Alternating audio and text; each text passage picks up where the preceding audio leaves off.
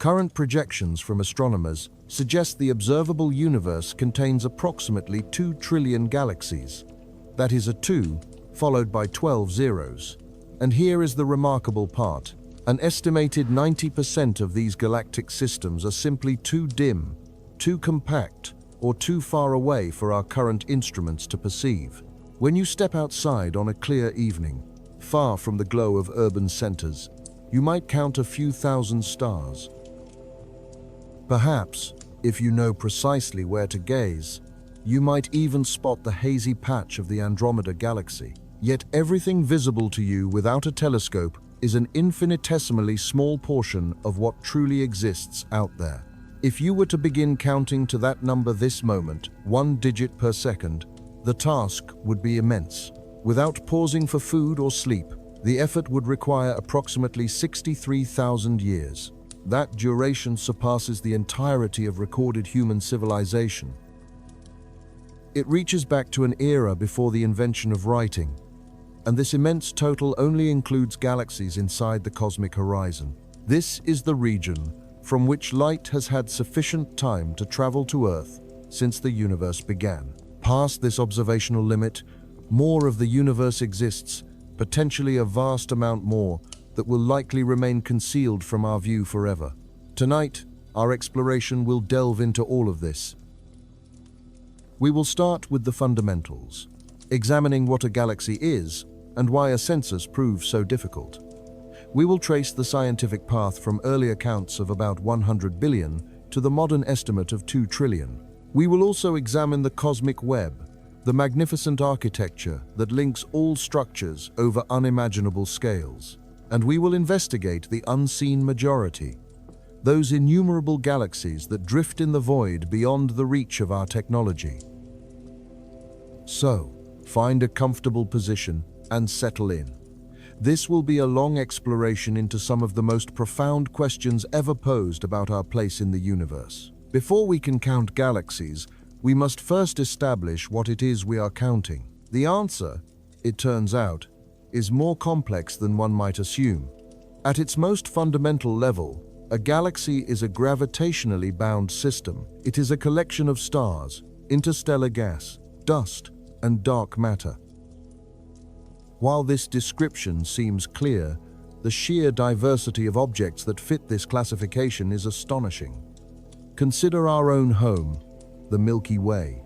It is thought to contain somewhere between 100 billion and 400 billion stars.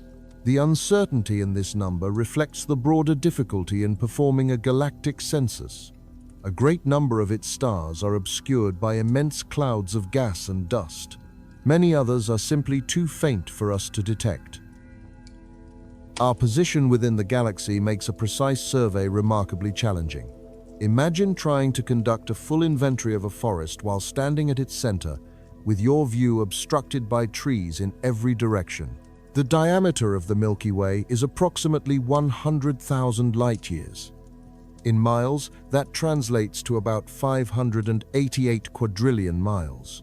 If one were to travel this distance in a car at a typical highway speed, the journey would last for around 670 billion years.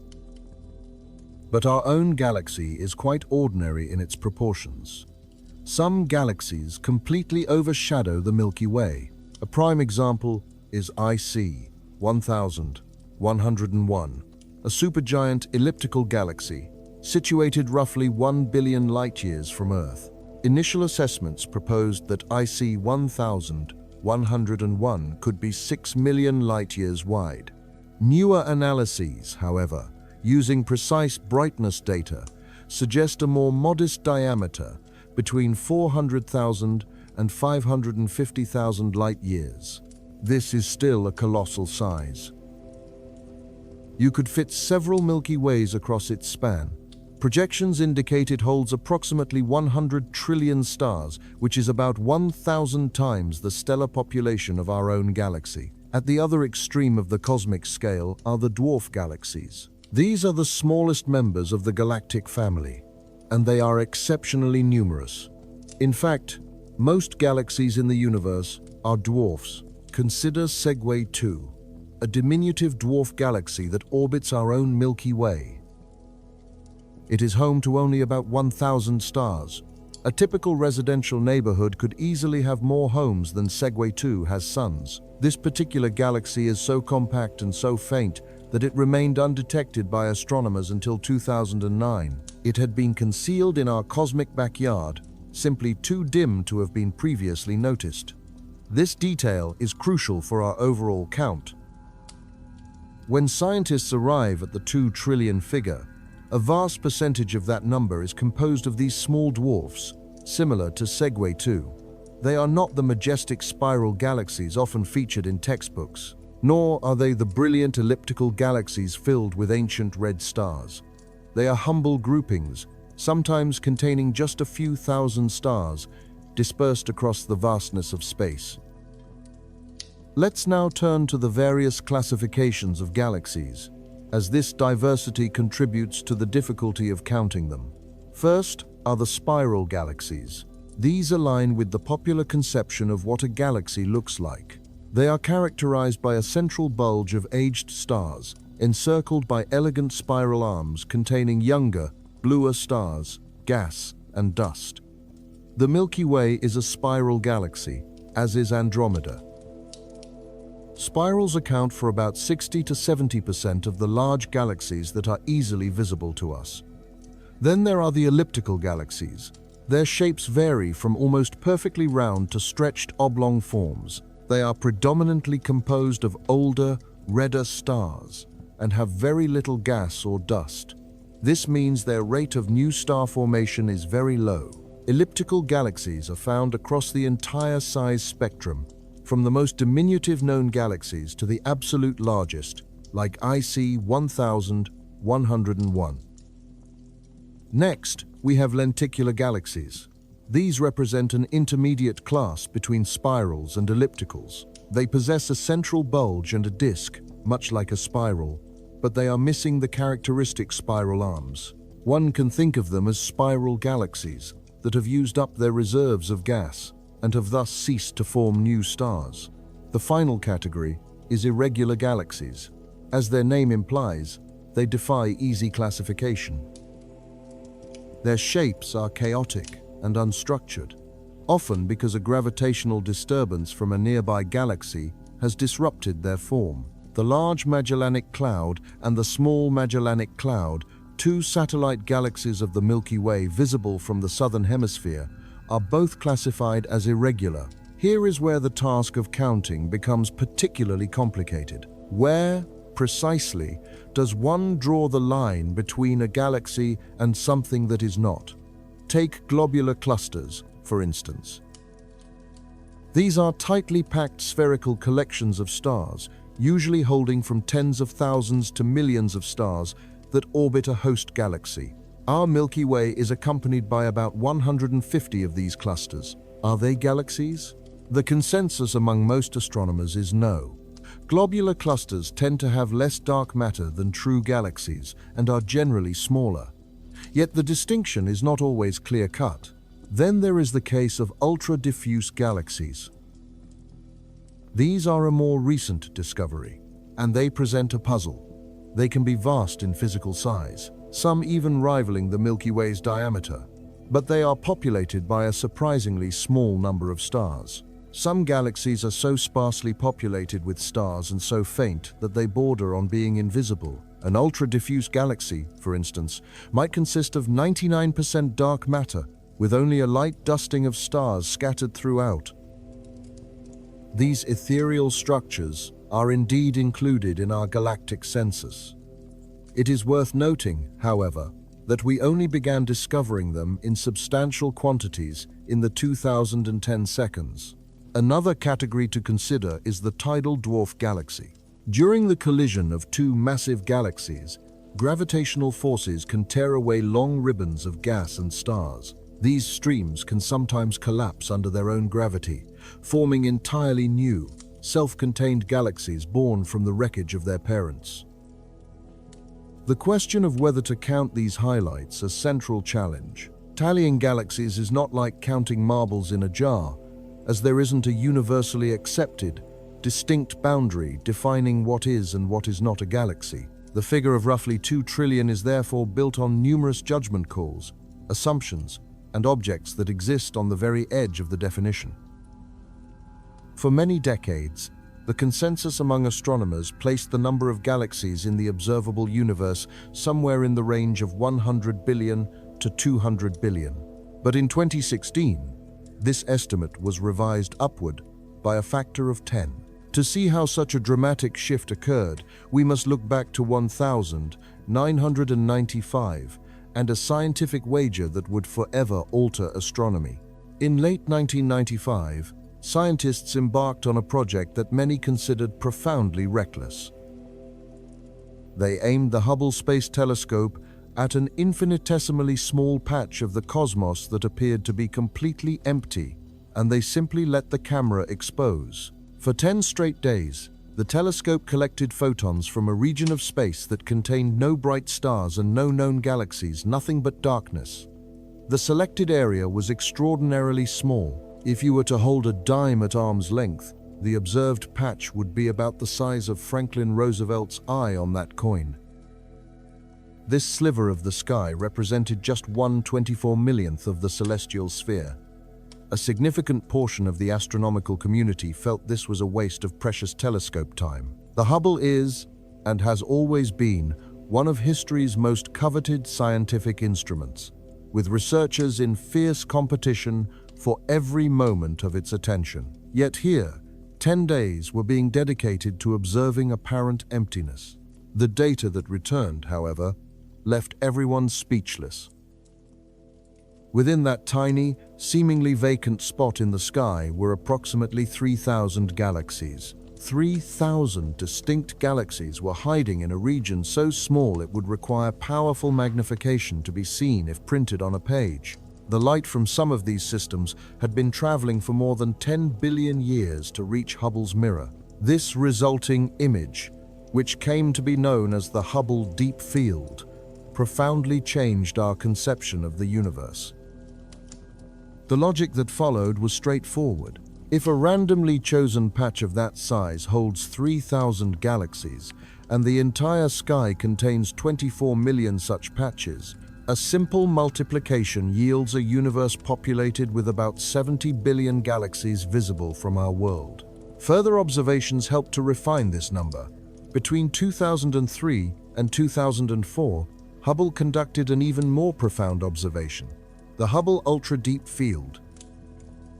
For this project, the telescope stared at an even smaller piece of the sky for a total of around 11 days. The resulting image uncovered about 10,000 galaxies in an area just 1/13 the diameter of the full moon. These studies, along with others, led astronomers to settle on an estimate of between 100 billion and 200 billion galaxies within the observable universe, a figure that was widely cited for many years. Yet, this estimate was always shadowed by a significant limitation. The problem was that scientists could only count the galaxies their instruments were capable of detecting. What became clear is that they were missing the vast majority of them. Imagine trying to determine the fish population of the entire ocean. But the net you are using can only capture fish larger than a certain size. After dragging the net, you count what you have caught and extrapolate a total number for the whole ocean. If, however, 90% of all fish are too small to be caught by your net, your final estimate would be profoundly inaccurate. This was essentially the situation with galaxy surveys. Everything changed in 2016 with a paper from a team at the University of Nottingham, led by astronomer Christopher Consolis.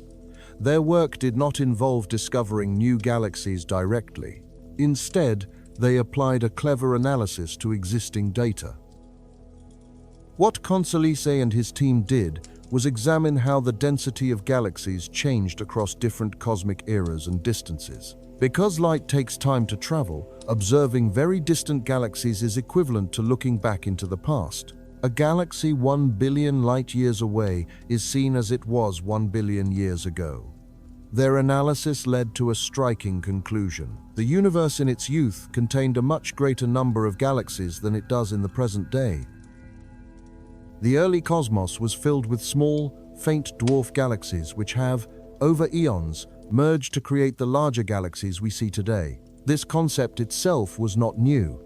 Astronomers already knew that galaxies grow through mergers. Our own Milky Way is the product of many such collisions over billions of years. And this process of merging is not over. It is thought that in 4 to 8 billion years, the Milky Way might collide with the Andromeda galaxy. More recent analyses suggest this merger is less of a certainty than once believed, with some models now indicating only a 2% chance of a direct collision in that time frame. But should it happen, the two spiral galaxies will eventually coalesce into one even larger system. The key insight from Consolis's team was that most of these small, early galaxies are simply invisible to us. They are too dim, too tiny, and too distant for even an instrument as powerful as Hubble to resolve. When you calculate the number of galaxies that must have existed to account for current merger rates and the observed growth of galaxies, the total figure increases enormously. The team's new estimate landed at approximately 2 trillion galaxies in the observable universe, a tenfold increase over the previous number. Not all astronomers immediately accepted this figure. The estimate is derived from mathematical modeling and extrapolation rather than from direct observation. No one has actually seen 2 trillion galaxies. Their existence has been inferred based on our understanding of galactic evolution, but the underlying principle remains sound. The 100 to 200 billion figure was only ever a count of the galaxies we could directly see. It left out all the small, faint galaxies that lie beyond the detection limits of our telescopes. Once you factor in these hidden populations, the number must be dramatically higher.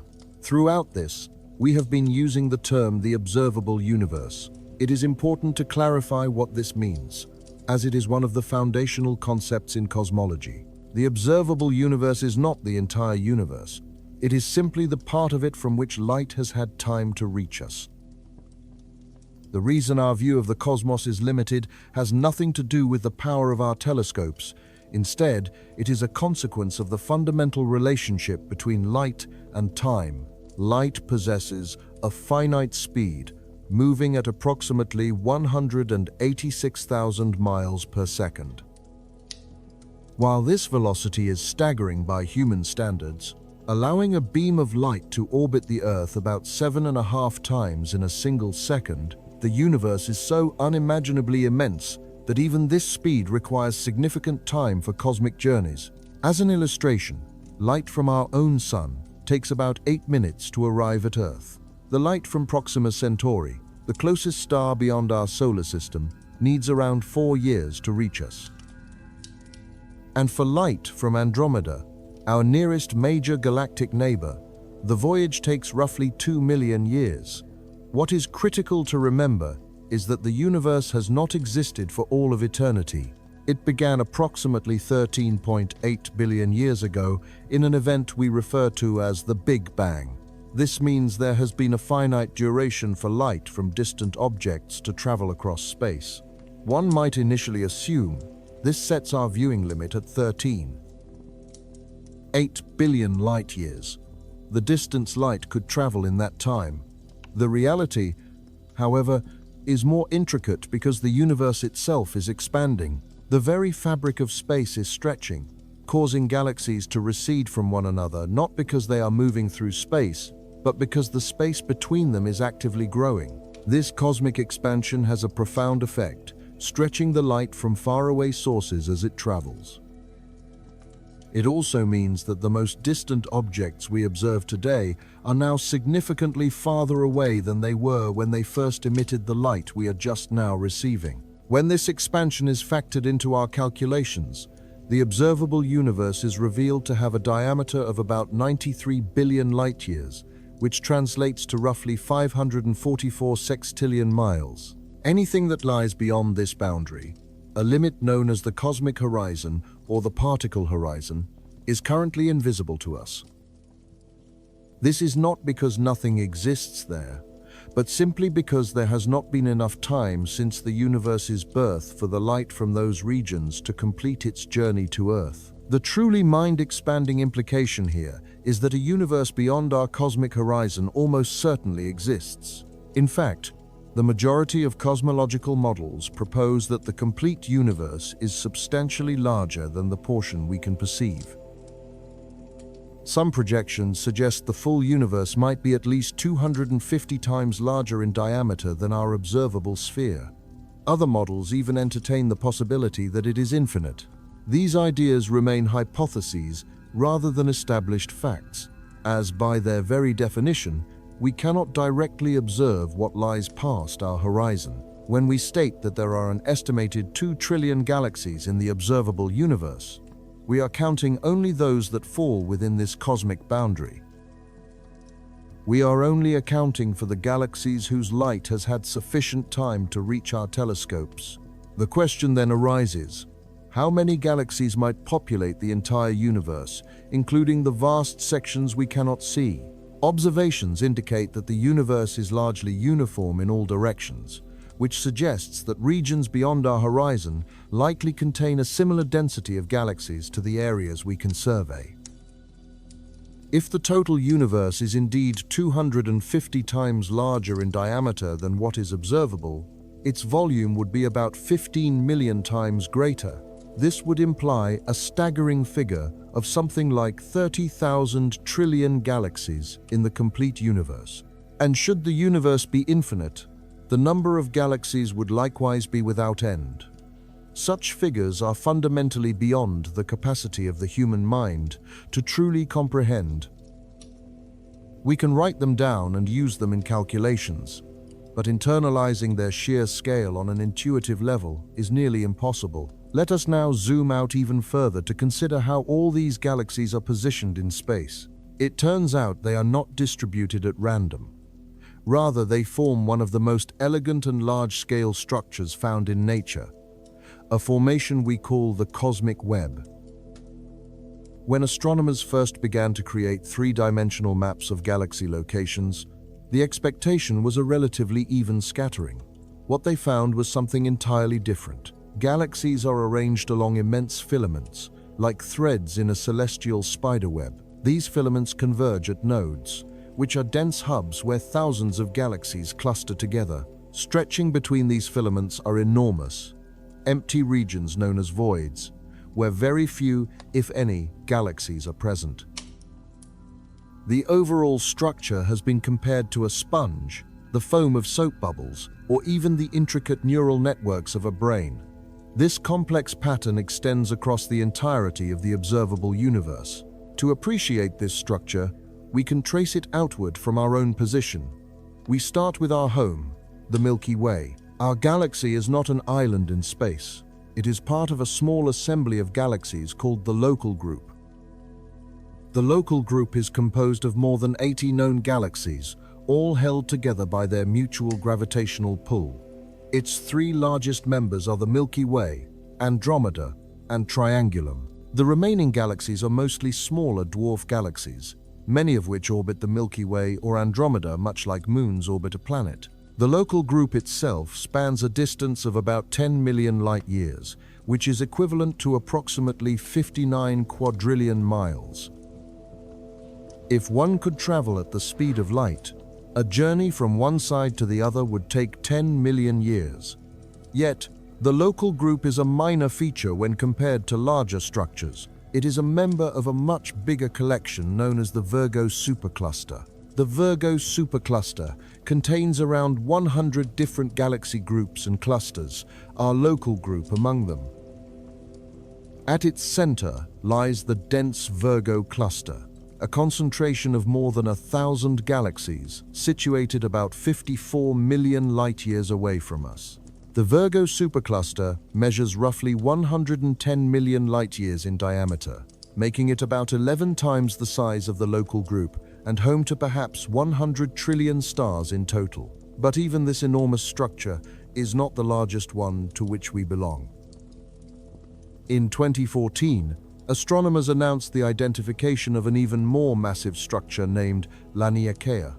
Laniakea is a supercluster complex that contains approximately 100,000 galaxies, It stretches an astonishing 520 million light-years across, about 5 times the diameter of the Virgo supercluster.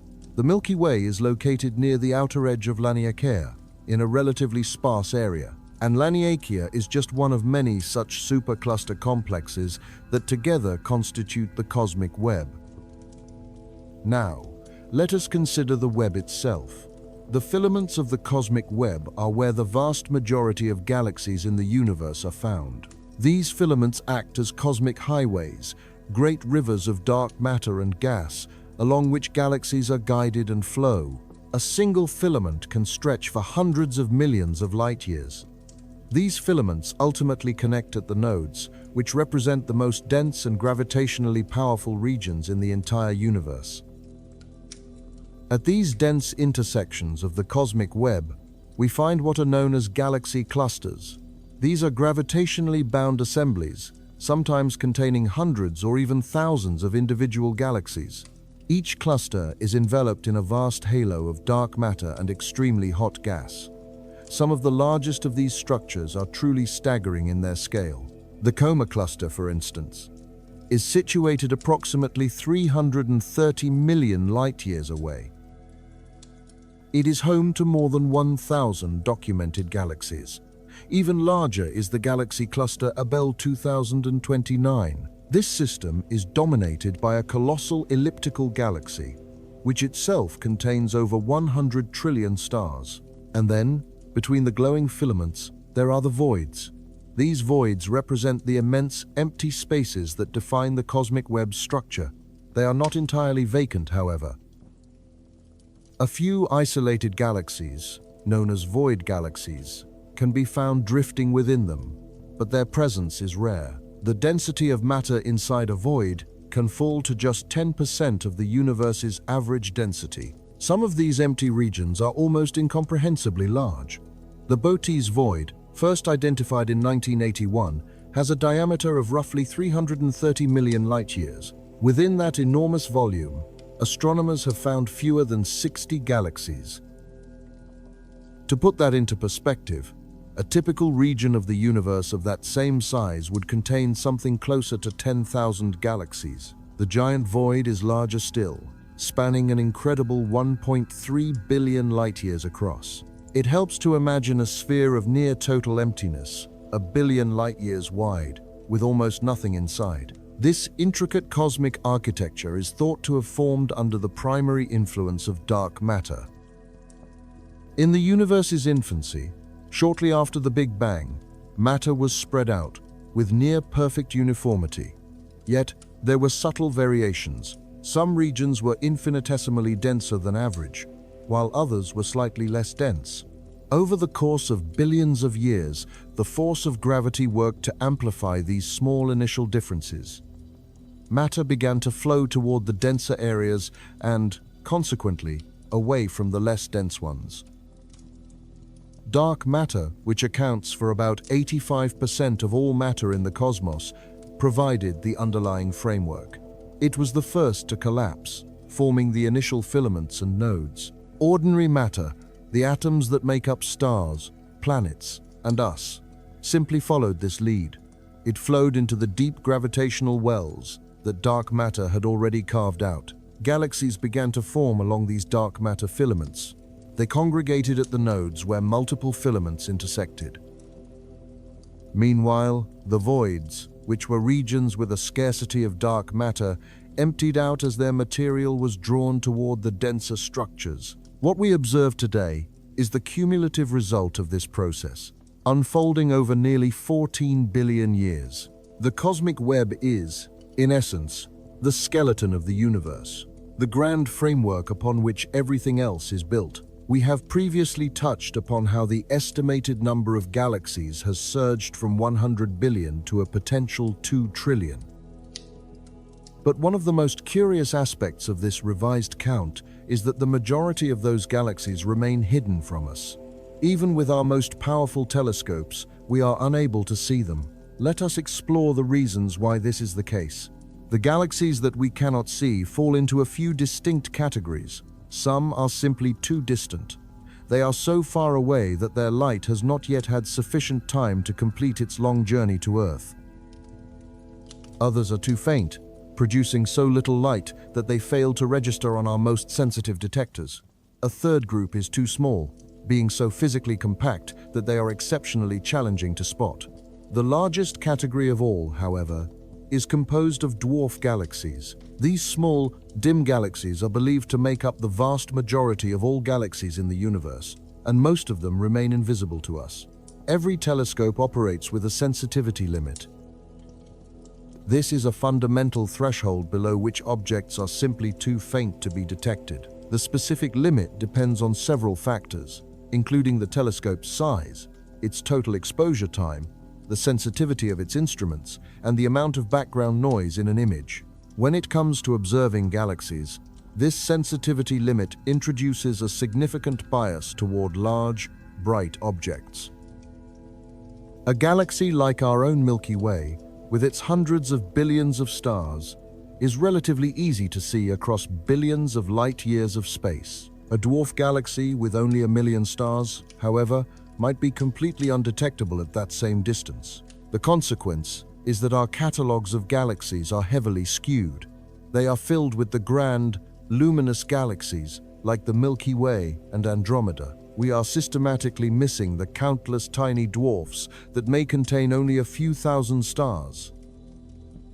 Astronomers rely on a measurement called surface brightness to describe how a galaxy's light is distributed across its apparent area on the sky. Surface brightness is measured in magnitudes per square arcsecond, which describes the brightness of each tiny patch of the galaxy. Most of the galaxies we have found so far have a relatively high surface brightness. Their stars are concentrated enough to make them stand out clearly against the faint glow of the night sky. But there is an entire population of galaxies, called low surface brightness galaxies, that spread their light so thinly across space they become nearly invisible. Ultra-diffuse galaxies are an extreme example of this. These galaxies can have diameters comparable to the Milky Way, yet they contain so few stars that their surface brightness is similar to that of a dwarf galaxy. They are like cosmic ghosts, physically immense but almost impossible to see. The first ultra-diffuse galaxies were actually discovered in the Virgo cluster back in 1984. For decades, however, they were largely dismissed because they were so incredibly difficult to study. It was not until 2015 that astronomers began to find them in large numbers, thanks to new survey techniques and the use of very long exposure times. We now understand that these ultra-diffuse galaxies are quite common. In the Coma cluster alone, astronomers have located over 800 of them. It is possible they represent one of the most abundant types of galaxies in the cosmos, but because they are so faint, we have only just begun to find them. Another category of these hidden galaxies consists of high redshift galaxies. These are objects so distant that their light has been stretched by the expansion of the universe. This stretching shifts the light into wavelengths that our eyes and most telescopes cannot easily perceive. As light travels through the expanding fabric of space-time, it gets stretched to longer wavelengths. For visible light, this means it shifts toward the red end of the spectrum. This phenomenon is known as redshift, and it is the primary tool astronomers use to measure distances to faraway galaxies. For the most remote galaxies, the redshift can be so extreme that light originally emitted in the visible spectrum has been stretched all the way into the infrared. Our eyes are not capable of seeing infrared light. Most optical telescopes cannot see it either. To observe these very distant galaxies, you need specialized infrared telescopes. This is one of the main reasons the James Webb Space Telescope was constructed. Webb is optimized to see in infrared light, which gives it the ability to see galaxies that are invisible to instruments like the Hubble Space Telescope. And what Webb has already found is nothing short of remarkable. In its very first deep-field images, Webb revealed galaxies at redshifts that had never been observed before.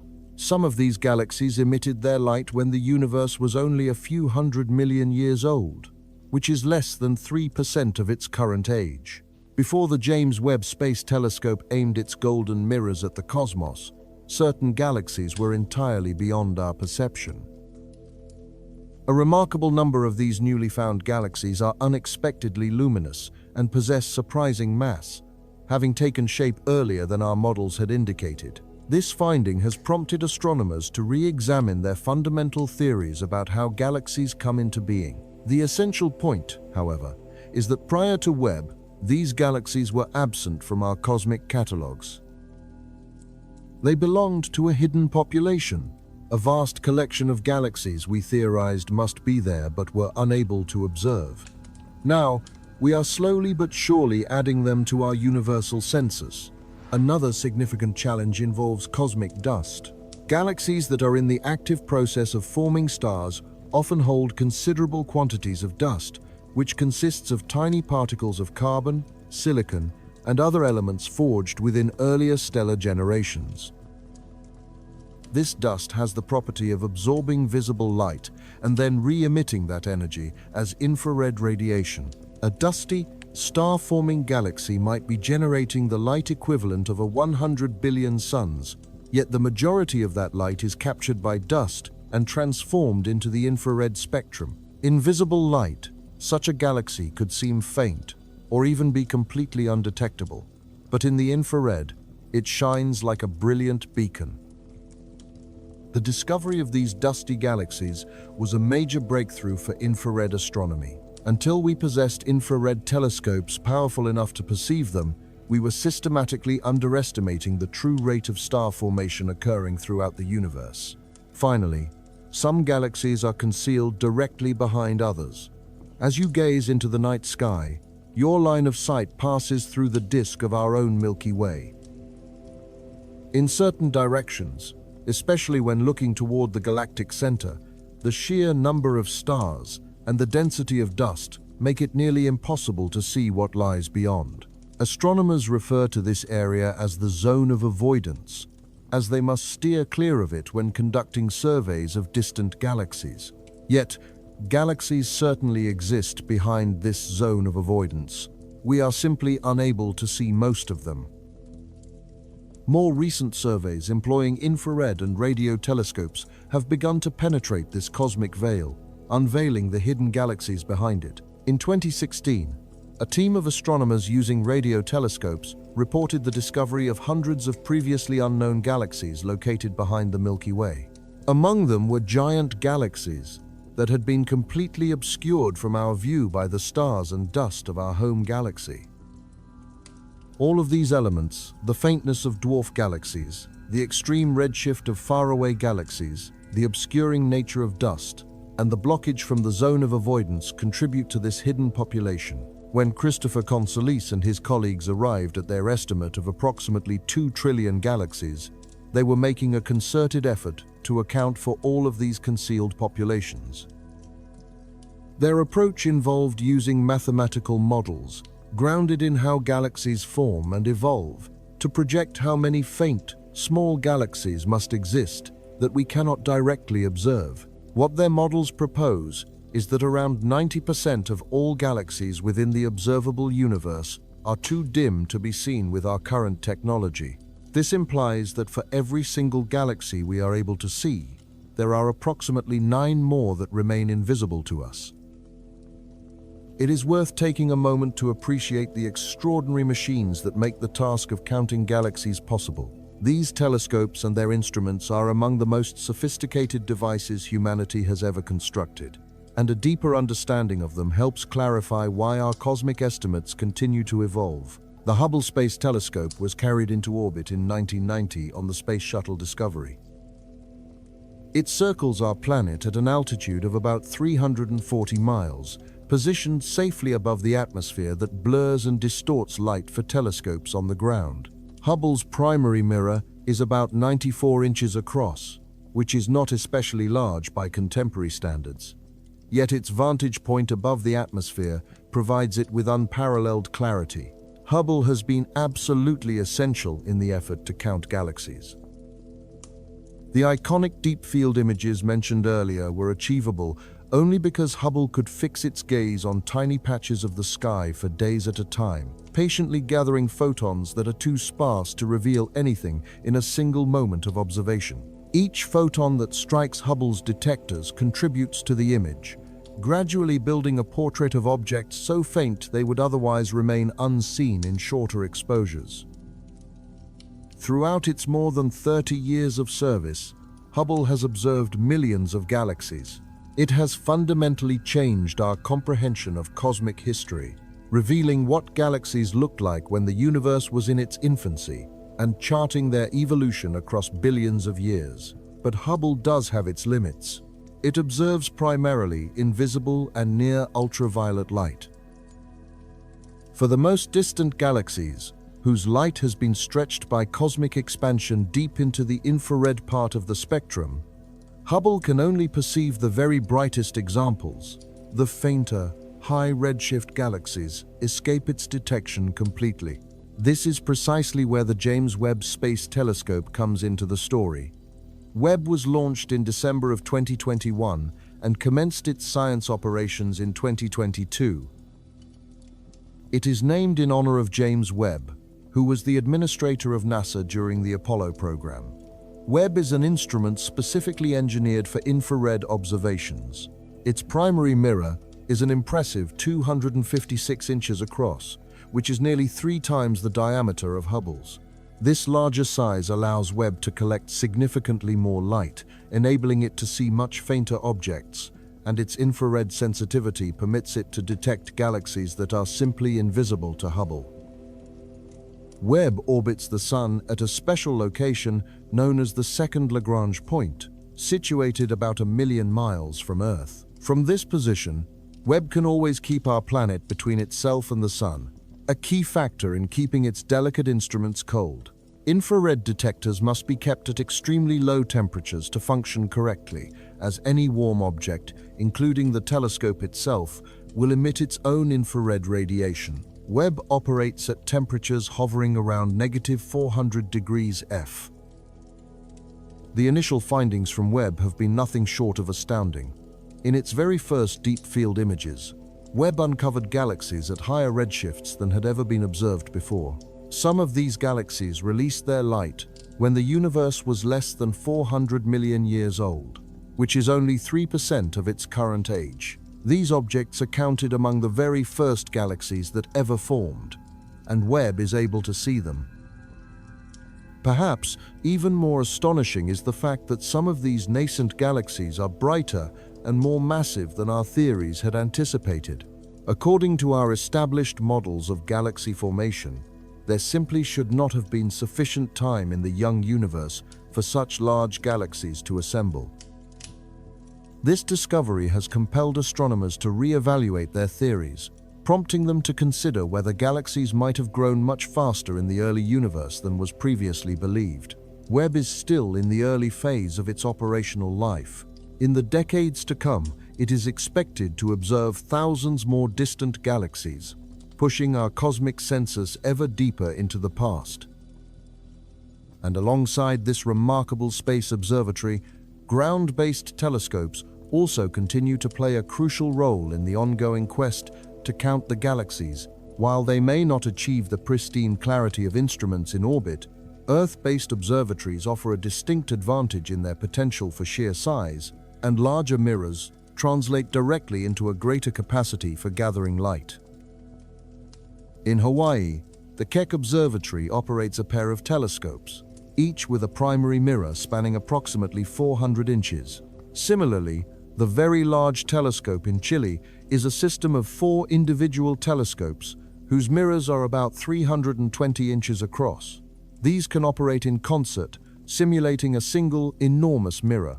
To overcome the challenge of our planet's atmosphere, these ground-based facilities employ a technique called adaptive optics. This system uses lasers to generate artificial guide stars high in the atmosphere, allowing computer-controlled mirrors to adjust their shape hundreds of times each second, effectively cancelling out the blurring caused by air turbulence. The outcome is imagery that begins to rival the sharpness produced by telescopes in space. Ground-based telescopes are especially vital for the practice of spectroscopy, which is the analysis of light after it has been separated into its constituent wavelengths. Through spectroscopy, we can learn what distant galaxies are made of, determine the speed at which they are traveling, and calculate how far away they lie. While observatories like Hubble and Webb are highly efficient at capturing images of galaxies, terrestrial telescopes often prove superior for acquiring their detailed spectra. Looking toward the future, an even more powerful generation of telescopes is already taking shape on the horizon. Construction is currently underway on the European Extremely Large Telescope, situated on Cerro Armazones, a mountain within Chile's Atacama Desert.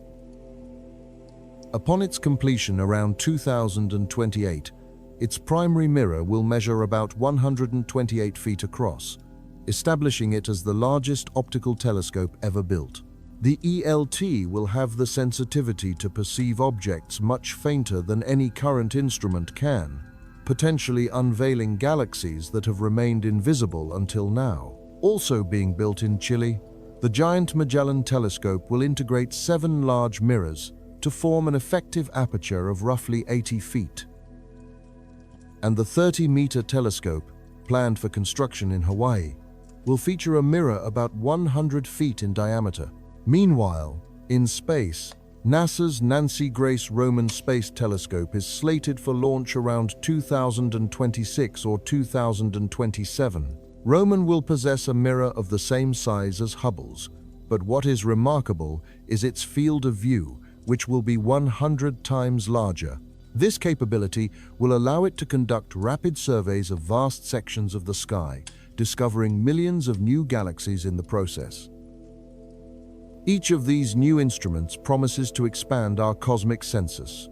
Each one is designed to probe deeper into the infrared spectrum, to see ever fainter objects, and to cover more of the celestial sphere. The history of counting galaxies has always been a story driven by technology, with every new telescope revealing a greater number of galaxies than had been anticipated. There is every indication that this trend is set to continue. We have so far considered galaxies as statistical entities, as things to be counted and categorized. However, every galaxy is a unique individual, with its own history, its own architecture, and its own distinct character. It is worth taking a moment to appreciate this individuality. Let us begin with the Milky Way, our own cosmic home. It is classified as a barred spiral galaxy, which signifies a central, bar-like formation of stars from which its spiral arms unfurl. This bar structure extends for a length of about 27,000 light-years. The spiral arms gracefully wrap around this central feature, trailing behind as the galaxy completes its rotation. The Milky Way has 4 major spiral arms, along with several smaller ones. Our own sun resides within a minor arm known as the Orion Arm, which is sometimes referred to as the Orion Spur. Our position is approximately 26,000 light-years from the galactic center, placing us about halfway out into the disk. At the very heart of the Milky Way lies a supermassive black hole named Sagittarius A*. This celestial object holds a mass equivalent to about 4 million of our suns. Despite this immense mass, it remains relatively tranquil when compared to the supermassive black holes found in other galaxies, many of which are actively feeding on gas and shining with incredible brilliance as quasars or active galactic nuclei. Our galaxy also features a halo of ancient stars and globular clusters that envelops the disk, as well as an enormous halo of dark matter that reaches far beyond the visible portions of the galaxy. Now, let us turn our attention to Andromeda, our closest large galactic neighbor. Andromeda is also a spiral galaxy, though it is considerably larger than the Milky Way, containing an estimated 1 trillion stars compared to our own galaxy's few hundred billion. Its disk stretches across some 220,000 light-years, making it more than double the diameter of the Milky Way. Andromeda displays a more prominent central bulge than our galaxy does, which gives it a subtly different visual profile. At least 2 distinct spiral arm segments are visible in images of Andromeda. although its overall spiral pattern appears somewhat disrupted. At its core, Andromeda hosts its own supermassive black hole, estimated to be around 100 million solar masses, a figure that significantly surpasses the mass of Sagittarius A*. And much like the Milky Way, Andromeda is attended by a retinue of smaller, satellite dwarf galaxies in its orbit. In the distant future, should Andromeda and the Milky Way merge, as many cosmological models predict, the resulting galaxy will be an entirely new creation. The elegant spiral structures will be torn apart by the gravitational chaos of the encounter, and the remnant will most likely settle into the form of an elliptical galaxy. Speaking of which, it is fitting to consider M87, one of the most renowned elliptical galaxies. M87 is a supergiant elliptical galaxy located at the center of the Virgo cluster, about 54 million light-years from Earth. It is a colossal structure containing several trillion stars, vastly outnumbering those in either the Milky Way or Andromeda.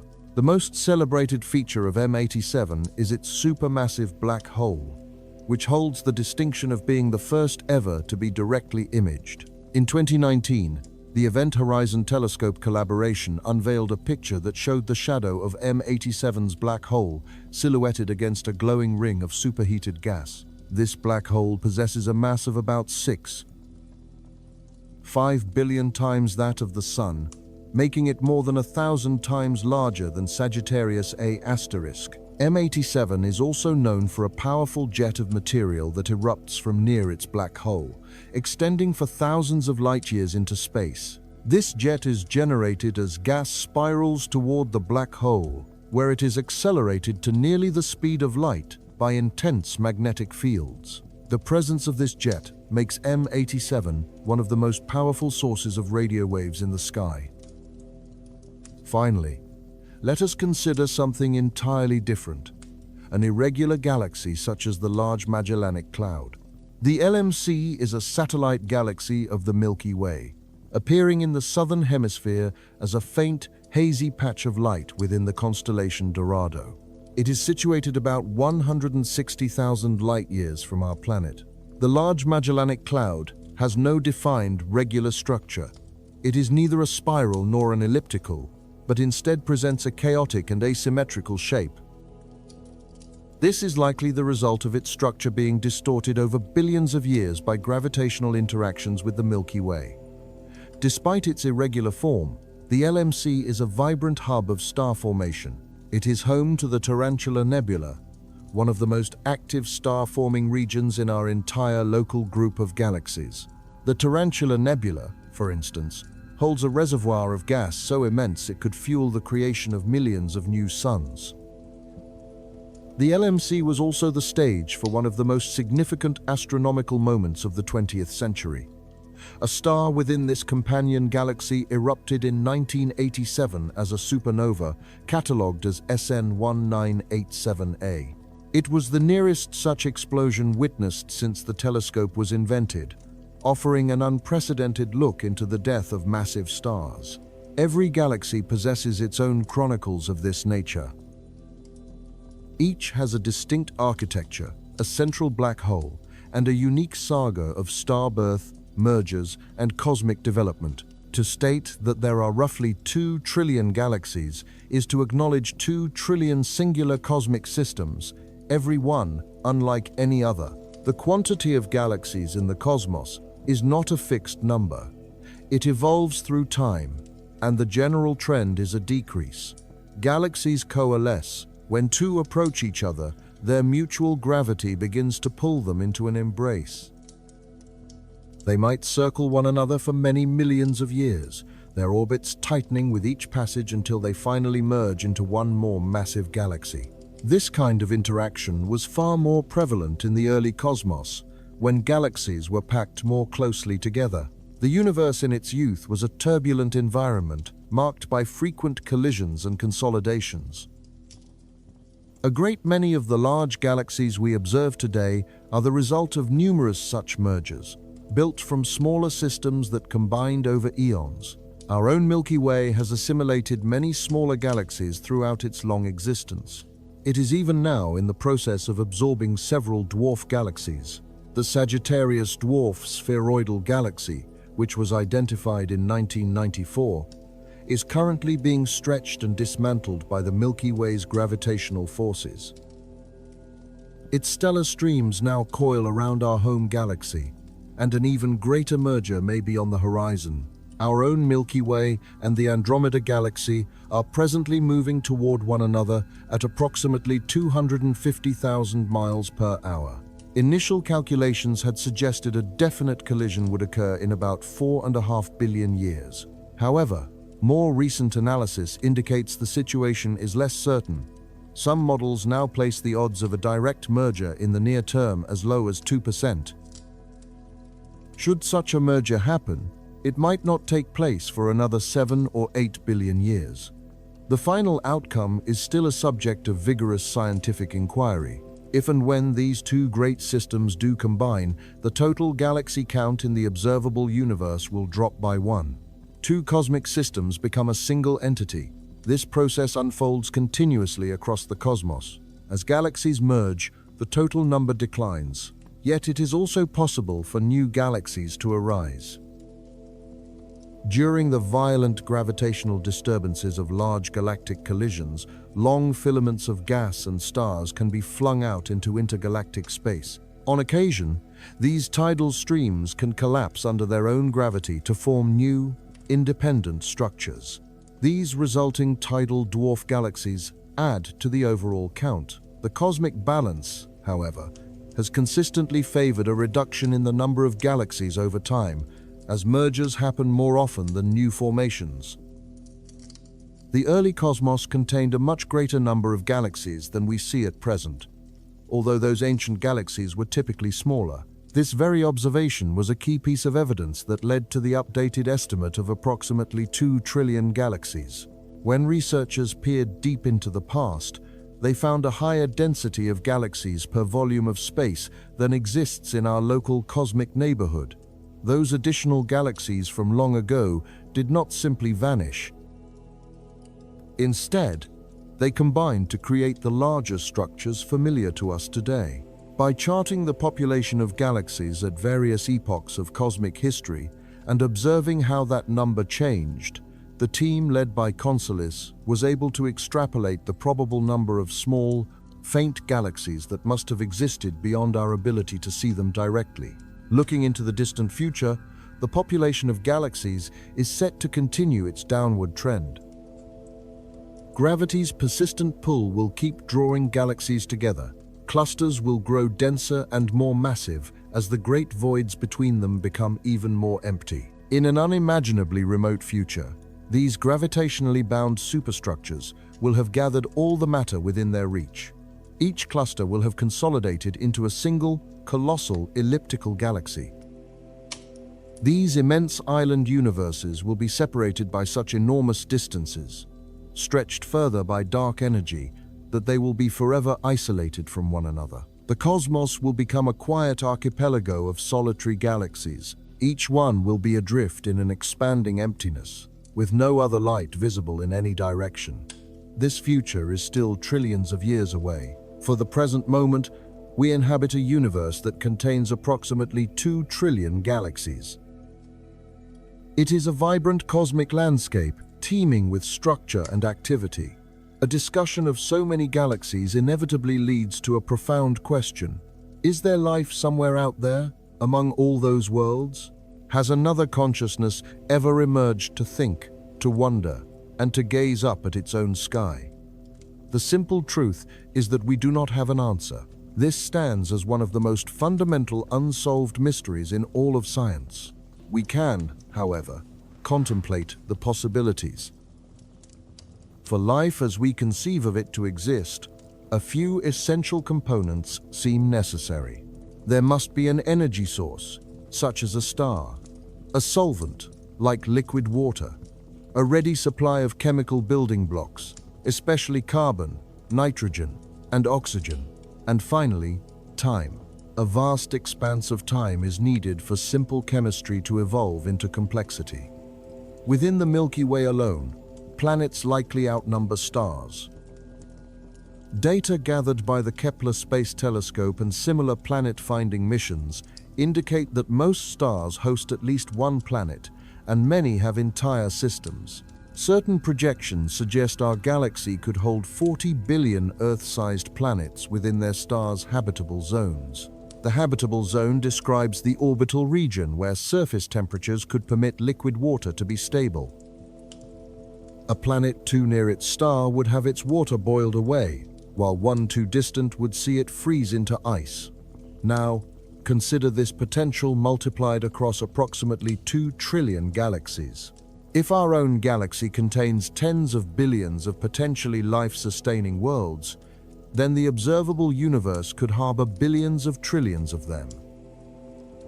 So, the question remains, where is everybody?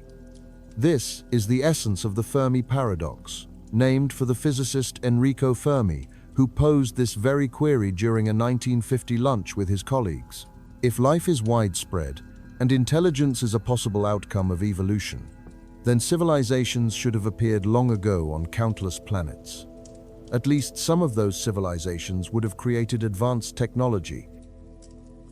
A fraction of those should have expanded throughout their own galaxies, and perhaps even into ours.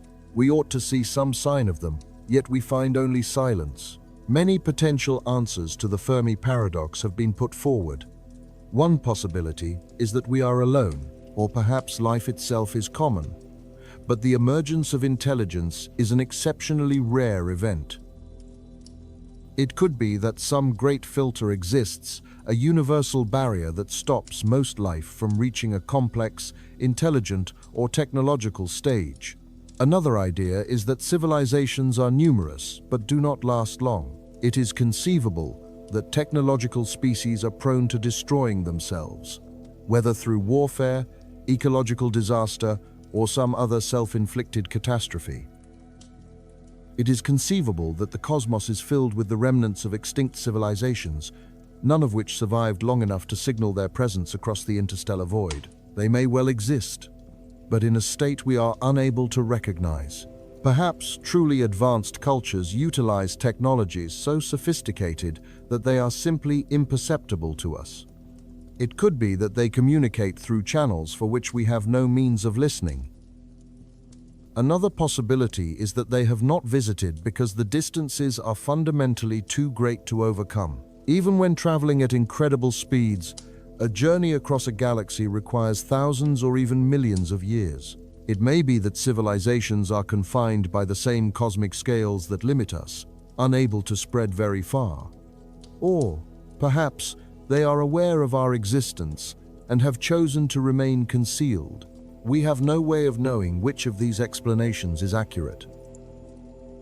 Each one is consistent with the available data, which is to say, the complete lack of any data suggesting other civilizations exist. What we do understand is that the sheer number of galaxies offers a nearly infinite landscape of potential homes for life. If life has arisen elsewhere in the universe, it could be thriving in any of those galaxies, on any of their innumerable worlds. Yet, all we have detected so far is an immense and profound silence. This brings us to a substance that plays a fundamental role in the very existence of galaxies: dark matter. It is time to examine this enigmatic material more closely. The name dark matter is quite literal, as it emits no light of its own. In fact, it has no interaction at all with electromagnetic radiation. This means that no telescope, regardless of its power or sensitivity, can see it directly. And yet, what is remarkable is that dark matter accounts for roughly 85% of all the matter in the universe. Our knowledge of its existence comes from observing its gravitational influence. Galaxies rotate in a way that only makes sense if they contain substantially more mass than is visible. Clusters of galaxies bend the light from more distant objects, and the degree of this bending reveals the presence of unseen mass. Even the cosmic microwave background, the faint afterglow from the universe's birth, contains patterns that require dark matter for their explanation. The composition of dark matter, however, remains a complete mystery. Despite many decades of searching, not a single dark matter particle has ever been directly detected. It remains an invisible presence, known to us only through the pull of its gravity. Without dark matter, galaxies as we know them simply would not exist. In the very early universe, shortly after the Big Bang, matter was spread out with almost perfect uniformity. There were incredibly small variations in density. Some regions were slightly denser, others slightly less so. These fluctuations were minuscule, perhaps only 1 part in 100,000.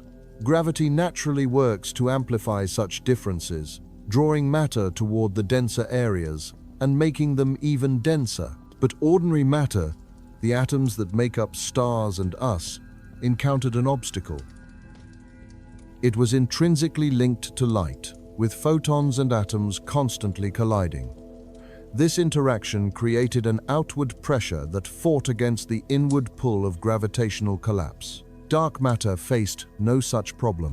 Since it does not interact with light, it was free to begin collapsing under its own gravity at a much earlier stage. It was dark matter that formed the universe's first large-scale structures.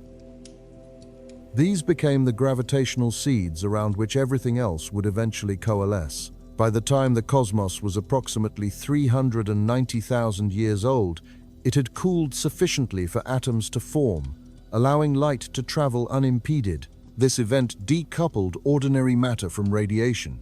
Once liberated, this ordinary matter began to fall into the deep gravitational wells that dark matter had already carved out. Galaxies took shape within the densest concentrations of dark matter.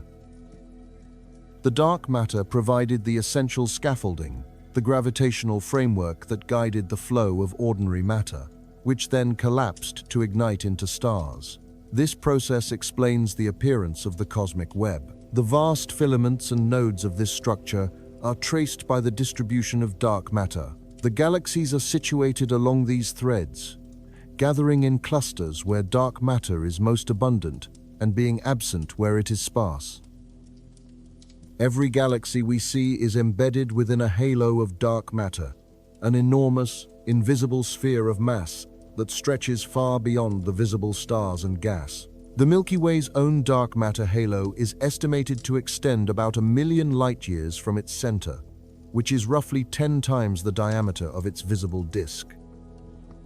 When we state that there are approximately 2 trillion galaxies, what we are really counting are 2 trillion dark matter halos that manage to accumulate enough ordinary matter to form stars. The visible galaxy is merely the luminous core of a much larger, unseen structure. Simulations indicate that there should be a far greater number of small dark matter halos than the number of small galaxies we actually observe. This discrepancy is known as the missing satellites problem. The Milky Way, for instance, ought to be surrounded by thousands of small satellite halos of dark matter, yet we can only detect dozens of corresponding satellite dwarf galaxies. The question is, where are all the others? There are a few potential answers. It could be that these small halos do exist, but never captured enough gas to form stars, rendering them totally invisible. Another idea is that feedback from early star formation blew the gas out of these smaller halos before a significant number of stars could be born. Or perhaps our fundamental understanding of dark matter itself is incomplete. This puzzle connects back to our census of galaxies. If a great many dark matter halos are devoid of stars, then the total number of these dark matter structures is even larger than the galaxy count suggests. The figure of 2 trillion galaxies may just be a tally of the halos that were successful in star formation. The true number of dark matter halos, both visible and invisible, could be vastly higher. There is a certain poetry in the distances we encounter when we talk about galaxies. This is not the poetry of ornate language, but rather a beauty found within the numbers themselves. Consider for a moment what it means for a galaxy to be 1 billion light-years away. The light now reaching us from that galaxy began its journey when life on our own planet consisted of nothing more than simple, single-celled organisms. Multicellular life had not yet emerged. Earth's oceans were filled with bacteria and algae, and little else. There were no fish, no plants on the continents, and no animals of any kind. There were only microbes, persisting for eons. That ancient light traveled across the immense void of space for 1 billion years. Throughout its long passage, life on Earth underwent the most profound transformations imaginable. Multicellular organisms appeared, animals evolved, fish began to populate the seas, plants made their way onto the land. The dinosaurs rose to dominance and then vanished. Mammals inherited the world, apes descended from the trees. Eventually, humans emerged, building civilizations and, finally, telescopes. Only then, after 1 billion years of travel, did those photons complete their journey, striking a detector to become a single point of data in our ever-growing census of the galaxies. Every distant galaxy we see in an astronomical image is a message from the deep past. An image of a distant galaxy reveals not what it is, but what it was. What we are seeing is a portrait from the deep past, captured at the moment its light began the immense journey toward our world. We perceive the remote universe as it existed long ago, not as it exists right now. This simple fact has a profound implication. When we catalogue galaxies at varying distances, we are also cataloguing them at different points in cosmic time. A survey of the distant cosmos is therefore a survey of universal history itself. We are able to watch the grand narrative of galaxies unfolding their formation, their evolution, their mergers, and their gradual changes, simply by looking out to different distances, which correspond directly to different ages. The universe, it turns out, is not merely a place. It is also a vast chronicle written in photons, a story that stretches back to the earliest moments when the very first stars and galaxies were born. When you observe a photograph of a galaxy cluster, you are not witnessing a snapshot from a single instant. What you are truly seeing are multiple moments in time, all layered and superimposed upon one another. The light from the nearest galaxies in the frame is relatively recent, while the light from the most distant ones is ancient. You are looking at the past, piled up before your eyes, layer upon chronological layer, extending back across billions of years. And somewhere, in this very moment, light is departing from far-flung galaxies, light that will not reach Earth for billions of years to come. Should any astronomers exist in that remote future, they will see those galaxies as they are today. They will have their own time capsules, their own messages sent from a distant past. Let us try once more to fully appreciate the scale of what we have been considering. The number is approximately 2 trillion galaxies. If you were to embark on an impossible voyage, visiting one new galaxy every single second, it would require about 63,000 years to see them all. That duration of time far exceeds the entire span of modern humans on this planet. Our whole civilization is only about 10,000 years old. You would never complete your tour. If every person currently living on Earth were allocated an equal share of these galaxies, each individual would be responsible for around 250 of them.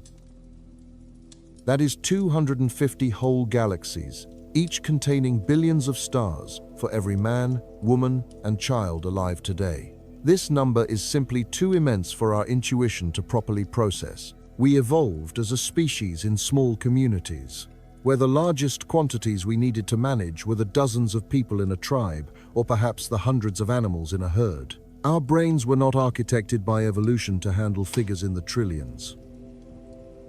And yet, through the elegant tools of mathematics and science, we can work with these numbers. We are able to perform calculations with them, to reason about them, and to use them to construct sophisticated models of the universe. Where our innate sense fails, our intellectual instruments succeed. This represents one of the most remarkable triumphs of the human mind. We have managed to extend our cognitive reach far beyond our evolved biological capabilities. We have built instruments that can perceive what our eyes cannot, measured distances our feet could never traverse, and counted objects our fingers could never hope to enumerate. We may not be able to truly grasp what these numbers mean on an emotional level, but we can know with certainty that they are real. We can comprehend them intellectually, even if we cannot feel their weight viscerally. And that knowing, that understanding, is a profound form of accomplishment in itself. Our comprehension of the universe is not complete. In truth, it will never be complete. Each successive generation of astronomers pushes the frontier of knowledge a little farther, sees a little deeper into the cosmos, and understands a little more than the last. Right now, as you listen, telescopes positioned all around our world and beyond are collecting ancient light from distant galaxies. The James Webb Space Telescope floats silently at a gravitationally stable point about 1 million miles from Earth, its intricate golden mirrors gathering faint infrared light from the very edge of the observable universe. On the ground, major observatories in Chile, Hawaii, and the Canary Islands are imaging faint celestial objects that have never been seen before. All the while, powerful computers are processing this flood of data, searching for patterns and identifying new galaxies. Astronomers are carefully analyzing the results, revising their complex models, and updating their estimates of the cosmic population. The figure of approximately 2 trillion is simply our current best assessment. This estimate will almost certainly change as we construct more powerful telescopes and develop more sophisticated techniques. We will undoubtedly find more galaxies that are currently hidden from view. The estimate may well go up. In fact, it probably will. In another decade, we might be discussing 3 trillion galaxies, and in a century, who can say? This is the fundamental nature of science. We never arrive at final, immutable answers, only our best possible understanding at any given moment. And the remarkable thing is that our best understanding continuously improves. The universe does not reveal all of its secrets at once. It yields its truth slowly, one careful observation at a time. We have been studying the heavens for thousands of years, and we are still only just beginning to appreciate what is truly out there. Consider for a moment how dramatically our perspective has shifted in just the last century. In 1920, the consensus among astronomers was that our own Milky Way galaxy was the entirety of the universe. The fuzzy patches of light, then known as nebulae, were widely believed to be clouds of gas located within our own cosmic island. By 1930, that view had been shattered, as Edwin Hubble proved that many of those nebulae were actually separate galaxies, situated far outside the Milky Way. The known universe had suddenly, astonishingly, become much larger. By 1960, astronomers had mapped thousands of these galaxies and had discovered that they were not scattered randomly, but were organized into vast clusters and superclusters. Then, in 1995, the Hubble Deep Field Image revealed galaxies at distances never before imagined, pushing our view back to a time when the universe was still very young. By 2016, the estimated number of galaxies had leaped from around 100 billion to the current figure of approximately 2 trillion. And by 2023, the Webb telescope was finding galaxies even more distant and more ancient than Hubble had ever seen. The narrative is one of constant, breathtaking expansion, a universe that grows bigger and more complex with every single advance in our technology. There is absolutely no reason to believe this expansion of our knowledge will stop. Future telescopes will inevitably see even fainter objects. Future surveys will cover even greater portions of the sky. Future theories will make new sense of what we find. And in a century or two, it is easy to imagine that people may look back on our estimate of 2 trillion galaxies in the same way we now look back at the more limited estimates of the past. They may smile at how much we did not yet know. And that is perfectly fine. That is precisely how science works. Each generation does the very best it can with the tools it has available. And each generation, in turn, leaves more questions than answers for those who follow. The search continues. So, what does all of this mean for us, as human beings? We began with a straightforward question. How many galaxies are there in the observable universe? The answer, as best as we can currently determine, is approximately 2 trillion. But that number is just the beginning of a much deeper, more meaningful story. That figure certainly tells us about the sheer scale of the cosmos and about how small we are in relation to everything that exists. But it also tells us a story about human ingenuity, about our remarkable ability to build instruments that can detect light from across the universe and to piece together a picture of something so vast that no single mind can ever fully comprehend it. We are, after all, limited creatures. Our lives last for less than a century. The electromagnetic spectrum is vast, yet human vision is confined to a very narrow segment of it. Our minds evolved to navigate the world of small groups and track nearby prey, not to intuitively understand trillions of galaxies scattered over billions of light years. And yet, in a way, we do comprehend it. We have created tools like mathematics, physics, and engineering that allow us to push our senses far beyond their biological constraints. We have constructed telescopes that perceive infrared light our eyes cannot, and engineered cameras that gather photons over many days. These instruments build up images of celestial objects too dim to be seen otherwise. We have also designed computers capable of analyzing billions of data points, uncovering patterns no single human mind could discern. Through these powerful extensions of ourselves, we have learned that we inhabit a universe of staggering size and complexity. We have discovered our own galaxy is just one of roughly 2 trillion.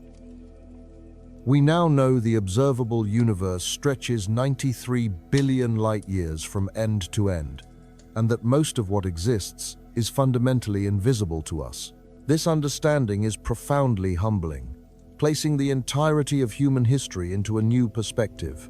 All our conflicts and victories, our art and science, our loves and losses, have all unfolded on one small planet. This planet orbits an ordinary star, itself located within a very average galaxy. The universe itself is unaware of our existence.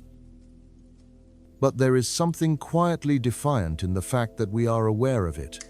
The cosmos may not know us, but we are beginning to know it.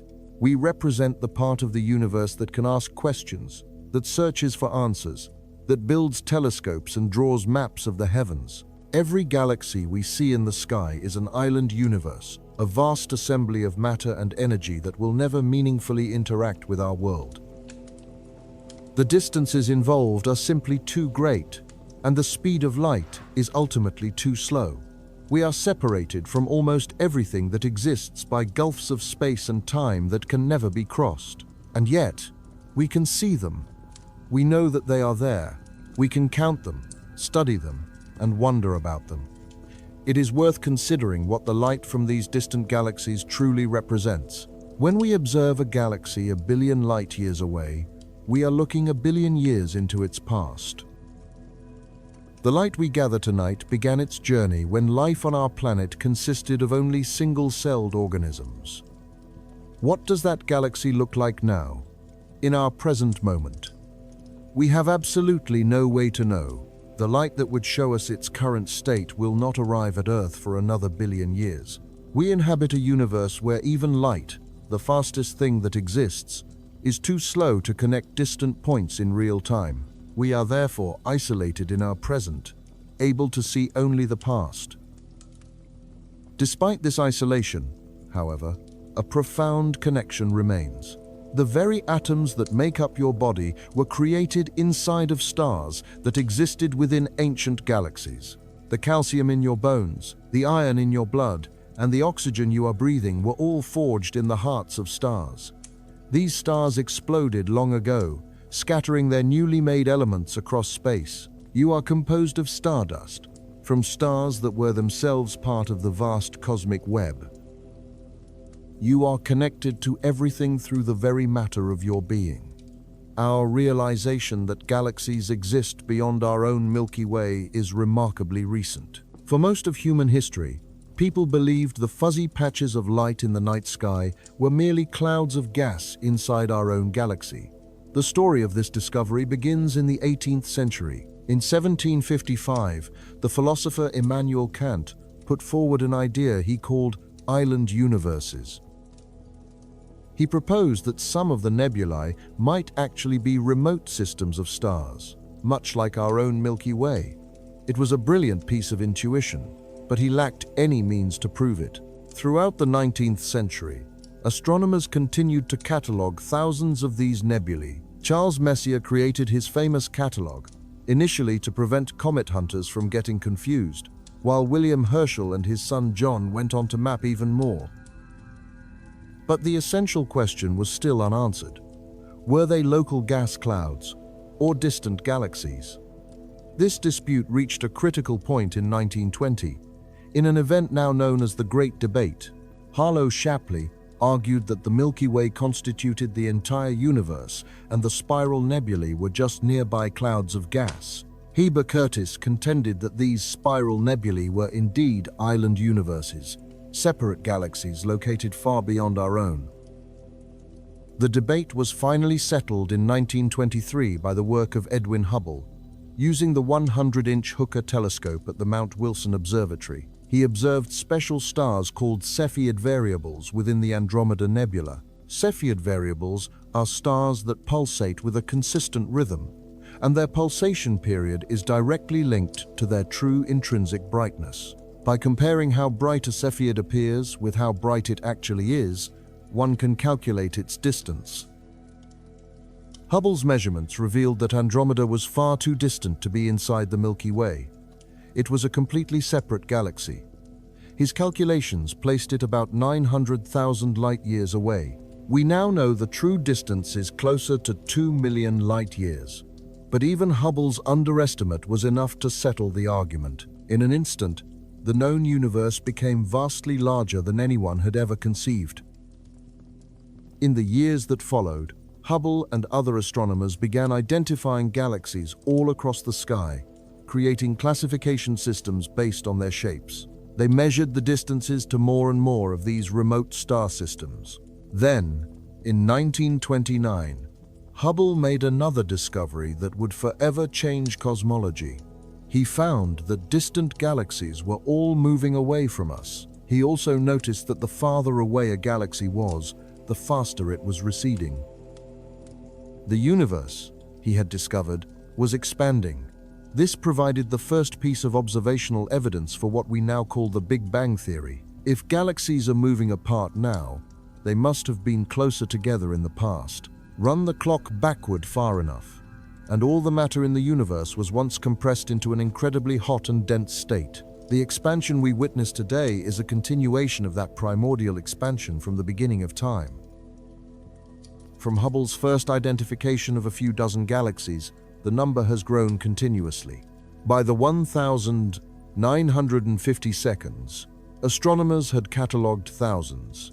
By the 1,970 seconds, that count had risen into the hundreds of thousands. The Sloan Digital Sky Survey, which began in 2000, has since mapped the locations of millions of galaxies. And today, our best estimates suggest that approximately 2 trillion galaxies exist within the observable universe. This incredible progression, from seeing nebulae as local gas clouds to estimating 2 trillion galaxies, all occurred in less than 100 years. It represents one of the most profound and rapid expansions of human knowledge in all of history. The portrait of a galaxy we see is fundamentally shaped by the kind of light we choose for our observation, as the visible spectrum our eyes can detect reveals only a fraction of the complete story. To see the other facets of a galaxy's structure and its ongoing activities, we must turn to different wavelengths of light. Radio waves, which represent the longest form of electromagnetic radiation, can pierce through the dense clouds of gas and dust that otherwise block our view. With radio telescopes, astronomers can peer through the disk of our own Milky Way to study galaxies on the far side. These instruments are capable of detecting the cold hydrogen gas that permeates interstellar space, allowing us to map the vast reservoirs of raw material available for the birth of future stars. They can also trace the powerful jets of matter that are ejected from supermassive black holes, accelerated to velocities approaching the speed of light. The Event Horizon Telescope, for instance, operates at radio wavelengths and famously produced the first ever image of a black hole's shadow within the galaxy M87.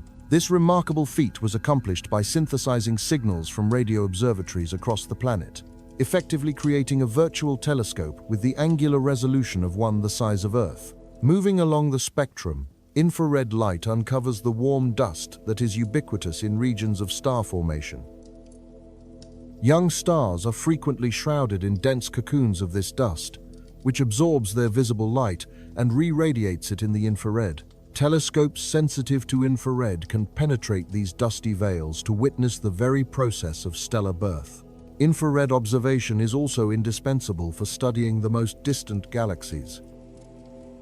Due to the expansion of the universe, light from these remote objects is stretched to longer wavelengths over its immense journey, a phenomenon that shifts light from the visible part of the spectrum into the infrared by the time it reaches our telescopes. This cosmic redshift is precisely why the James Webb Space Telescope, which is optimized for infrared detection, can observe ancient galaxies that remain entirely invisible to optical instruments like Hubble.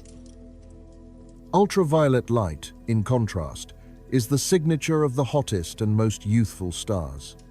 Since massive stars consume their fuel at a furious pace, their lifespans are cosmically short. A galaxy that shines brightly in ultraviolet light is therefore a place of vigorous, ongoing star formation, whereas a galaxy dim in the ultraviolet has likely exhausted its supply of gas and ceased creating new stars. At even higher energies, X-rays point to the most violent phenomena in the cosmos. They are emitted by gas heated to millions of degrees, found in the accretion disks swirling around black holes and within the remnants of exploded stars.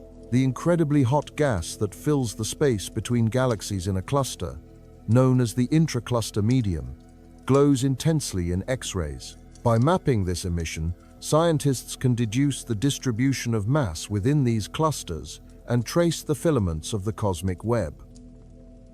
Finally, gamma rays represent the highest energy form of light, produced by the most extreme events imaginable, including supernova explosions, gamma-ray bursts, and the jets from active galactic nuclei. Observations in the gamma-ray spectrum have unveiled entire populations of galaxies that are practically undetectable at other wavelengths, their immense activity concealed from view except for these most energetic photons. It is only by combining observations across this entire electromagnetic spectrum, from radio to gamma rays, that astronomers can assemble a truly complete picture. Each wavelength contributes unique information that the others simply cannot supply. For example, a galaxy that appears serene and unremarkable in visible light might be seen blazing with activity in X-rays, revealing a hidden supermassive black hole actively consuming surrounding matter. Another might seem ordinary to our eyes, but glow with the light of star birth, visible only in the infrared. Our current census of the universe, estimated to contain approximately 2 trillion galaxies, is built upon this multi-wavelength foundation. Overlooking any part of the spectrum would leave our understanding profoundly incomplete and cause us to miss entire classes of galaxies.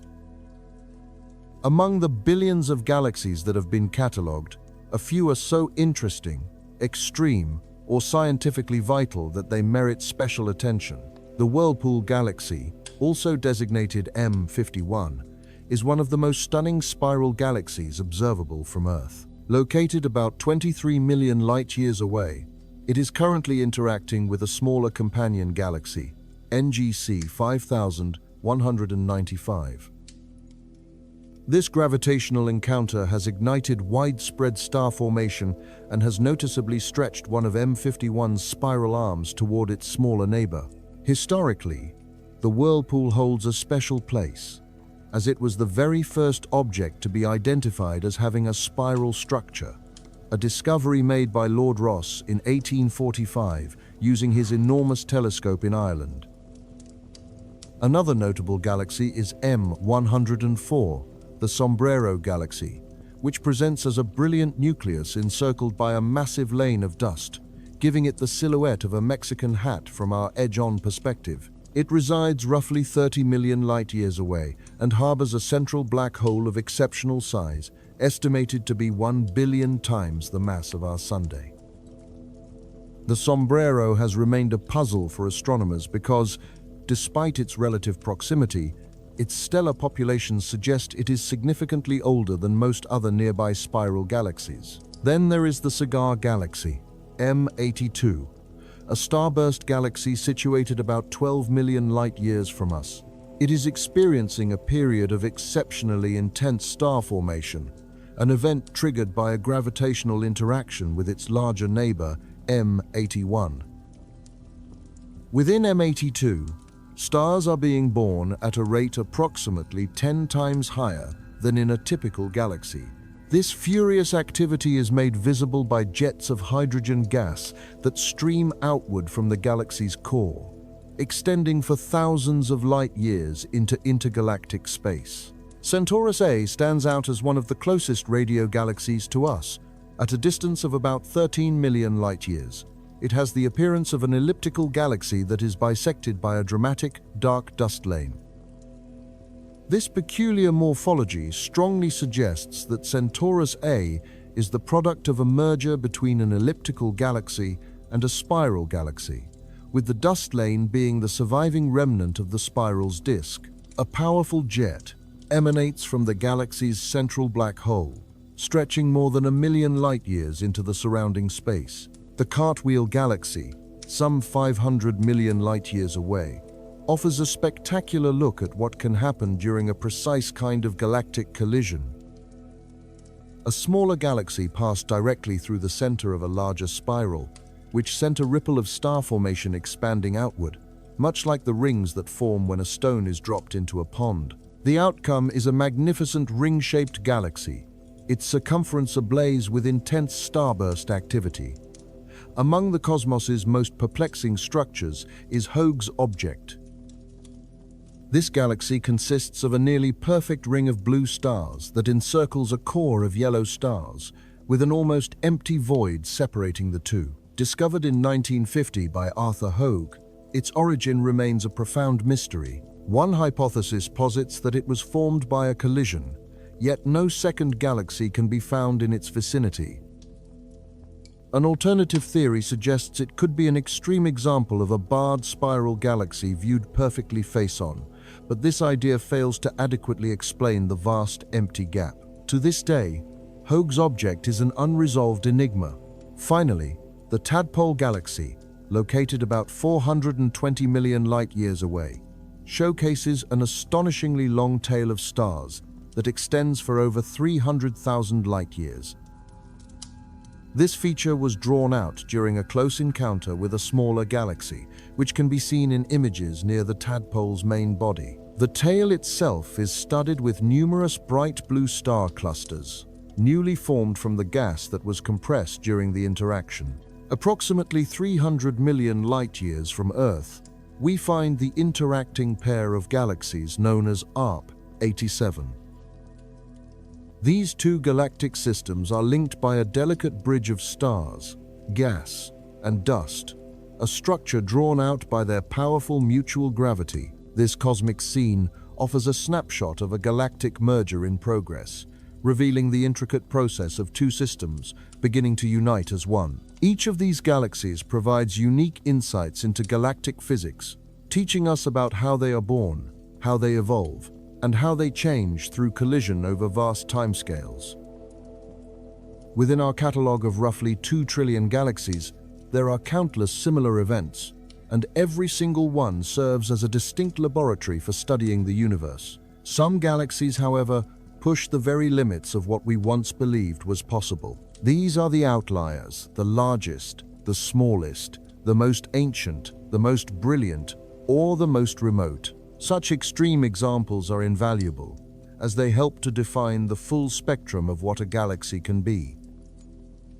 The question of which galaxy is truly the largest is surprisingly complex, largely because galaxies lack distinct, sharp boundaries. Instead, their outer halos fade gently and gradually into the emptiness of intergalactic space.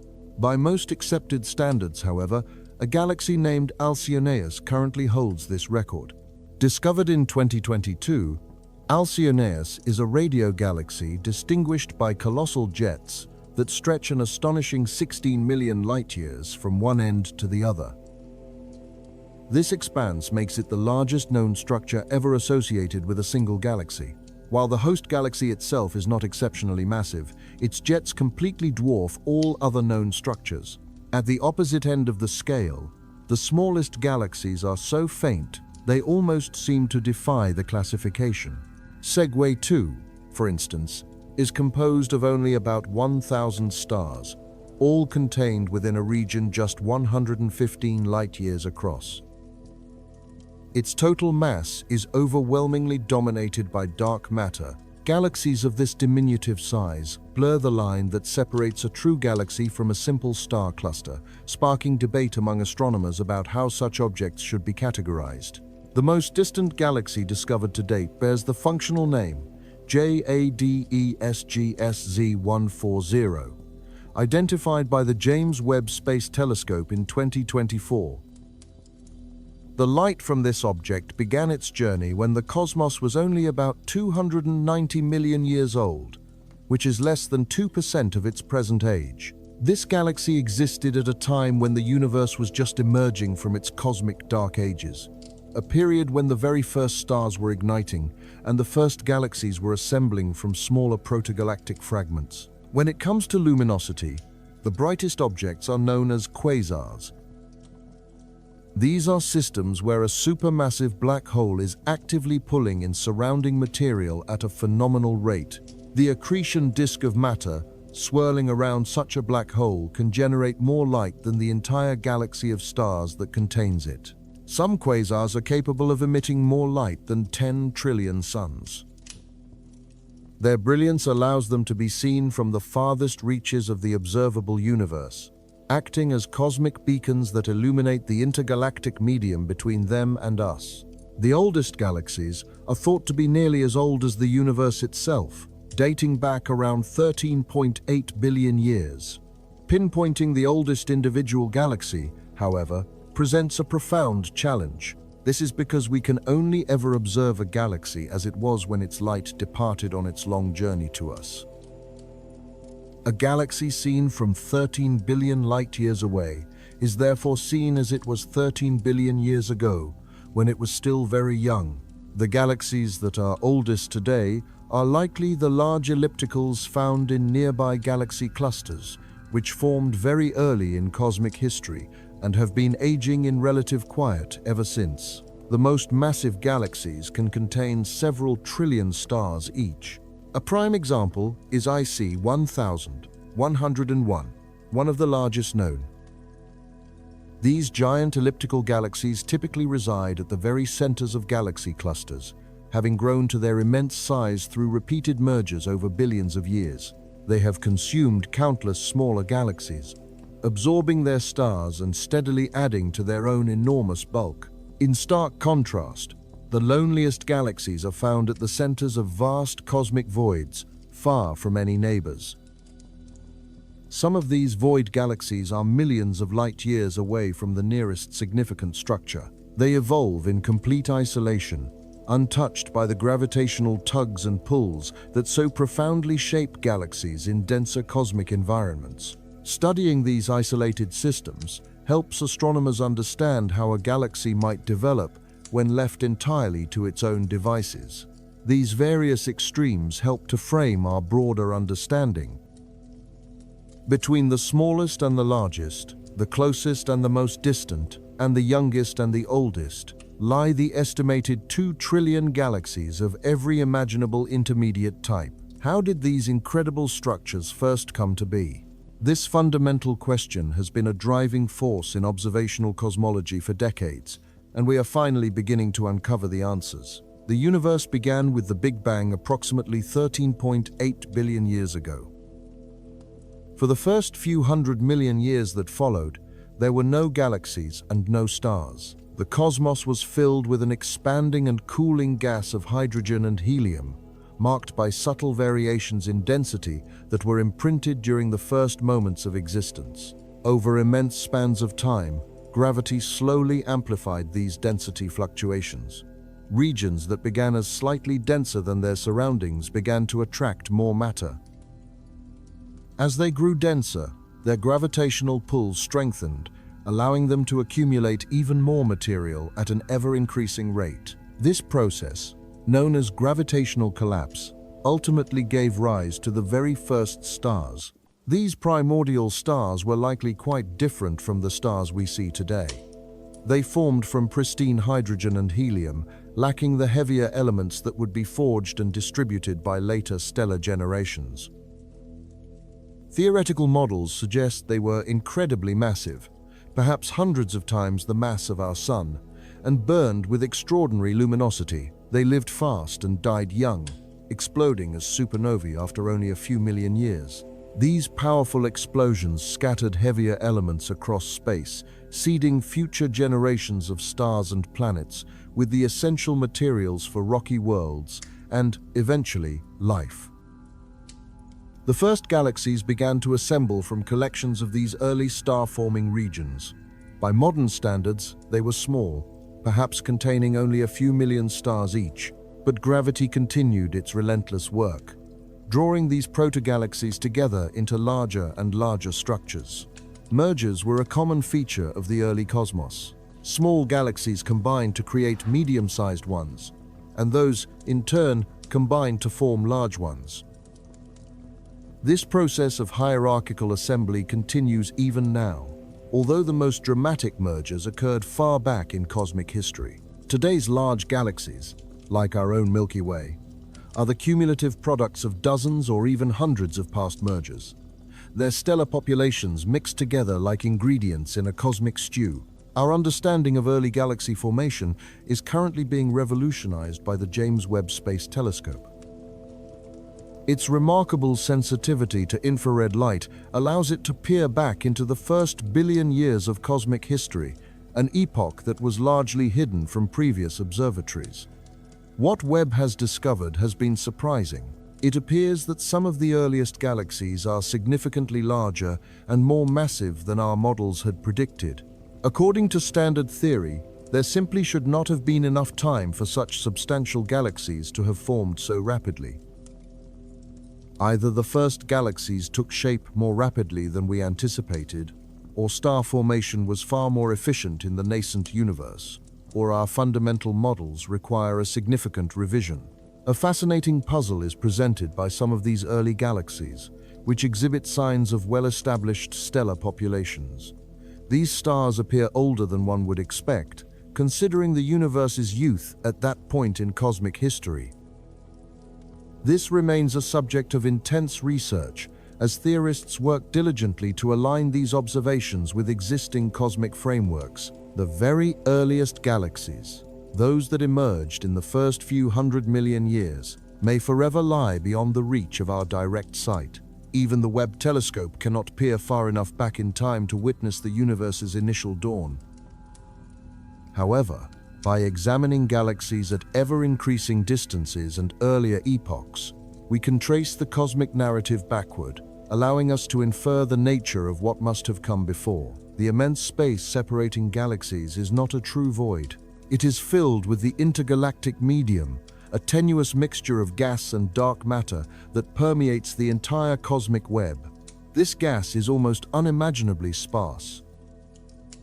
In the most concentrated parts of the intergalactic medium, one might find only a handful of atoms per cubic foot, a vacuum more profound than anything achievable in a laboratory on Earth. Within the great voids between the cosmic filaments, the density falls to even lower levels, and yet, this diffuse gas, spread across the staggering expanse of intergalactic space, holds more total matter than all the stars in every galaxy combined. The intergalactic medium is composed primarily of hydrogen and helium, the primordial elements forged in the Big Bang. A portion of this gas has never been drawn into a galaxy, drifting through the cosmos for nearly 14 billion years, essentially unchanged since the universe's first moments. Other areas of the intergalactic medium have been enriched by heavier elements. Within galaxies, supernova explosions generate powerful winds that expel gas, including these newly created heavy elements, far out into intergalactic space. This enriched material then mixes with the primordial gas, gradually elevating the heavy element concentration of the universe as a whole. The temperature of the intergalactic medium also shows dramatic variation. Along the filaments of the cosmic web, shock waves created by infalling matter have heated the gas to millions of degrees. This intensely hot gas radiates X-rays, which can be observed by space-based X-ray observatories. In the voids, the gas is much cooler, perhaps only a few thousand degrees, a lingering warmth from the cooling period that followed the Big Bang. Within galaxy clusters, one finds especially dense concentrations of intergalactic gas, known as the intra-cluster medium. This gas is heated to such extreme temperatures by the gravitational compression of matter falling into the cluster that it shines brightly in X-ray light. What is remarkable is that the mass of this intra-cluster medium typically surpasses the combined mass of all the stars in all the galaxies belonging to that cluster. The majority of the normal matter in clusters is not found within the galaxies, but rather in this hot, diffuse gas that envelops them.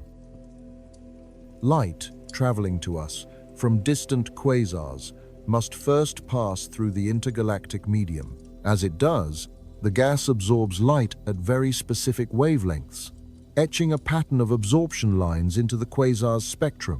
By analyzing these absorption lines, astronomers can create a map of the gas distribution along that particular line of sight, which reveals the density and composition of the intergalactic medium at various distances and cosmic times.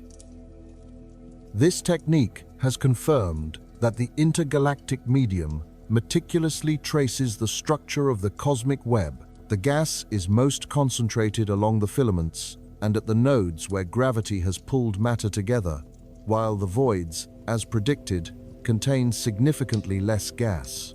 The intergalactic medium is also the hiding place for much of the universe's missing normal matter. When astronomers calculate the total mass of all the stars, gas, and dust within galaxies, they can only account for about half of the normal matter that Big Bang theory suggests should exist. The other half resides in the intergalactic medium, too hot and tenuous to be observed easily but still detectable through careful study at X-ray and ultraviolet wavelengths. A deep understanding of the intergalactic medium is therefore crucial for understanding galaxies themselves. Galaxies do not live in isolation. They are nodes embedded in a vast cosmic network, nourished by streams of gas that flow along cosmic filaments and shaped by the environment that surrounds them. What, then, will be the ultimate fate of all these galaxies over the billions and trillions of years to come? The future of galactic evolution is dictated by the laws of physics, and the story that unfolds is one of a slow, dimming, and a growing solitude. In the relatively near future, on a cosmic timescale, the local group will continue its unhurried gravitational dance. The Milky Way is currently in the process of absorbing several of its dwarf satellite galaxies, incorporating their stars into its own structure. Andromeda is engaged in a similar process. As we have seen, these two most massive members of the local group will likely merge into a single, giant elliptical galaxy over the next few billion years.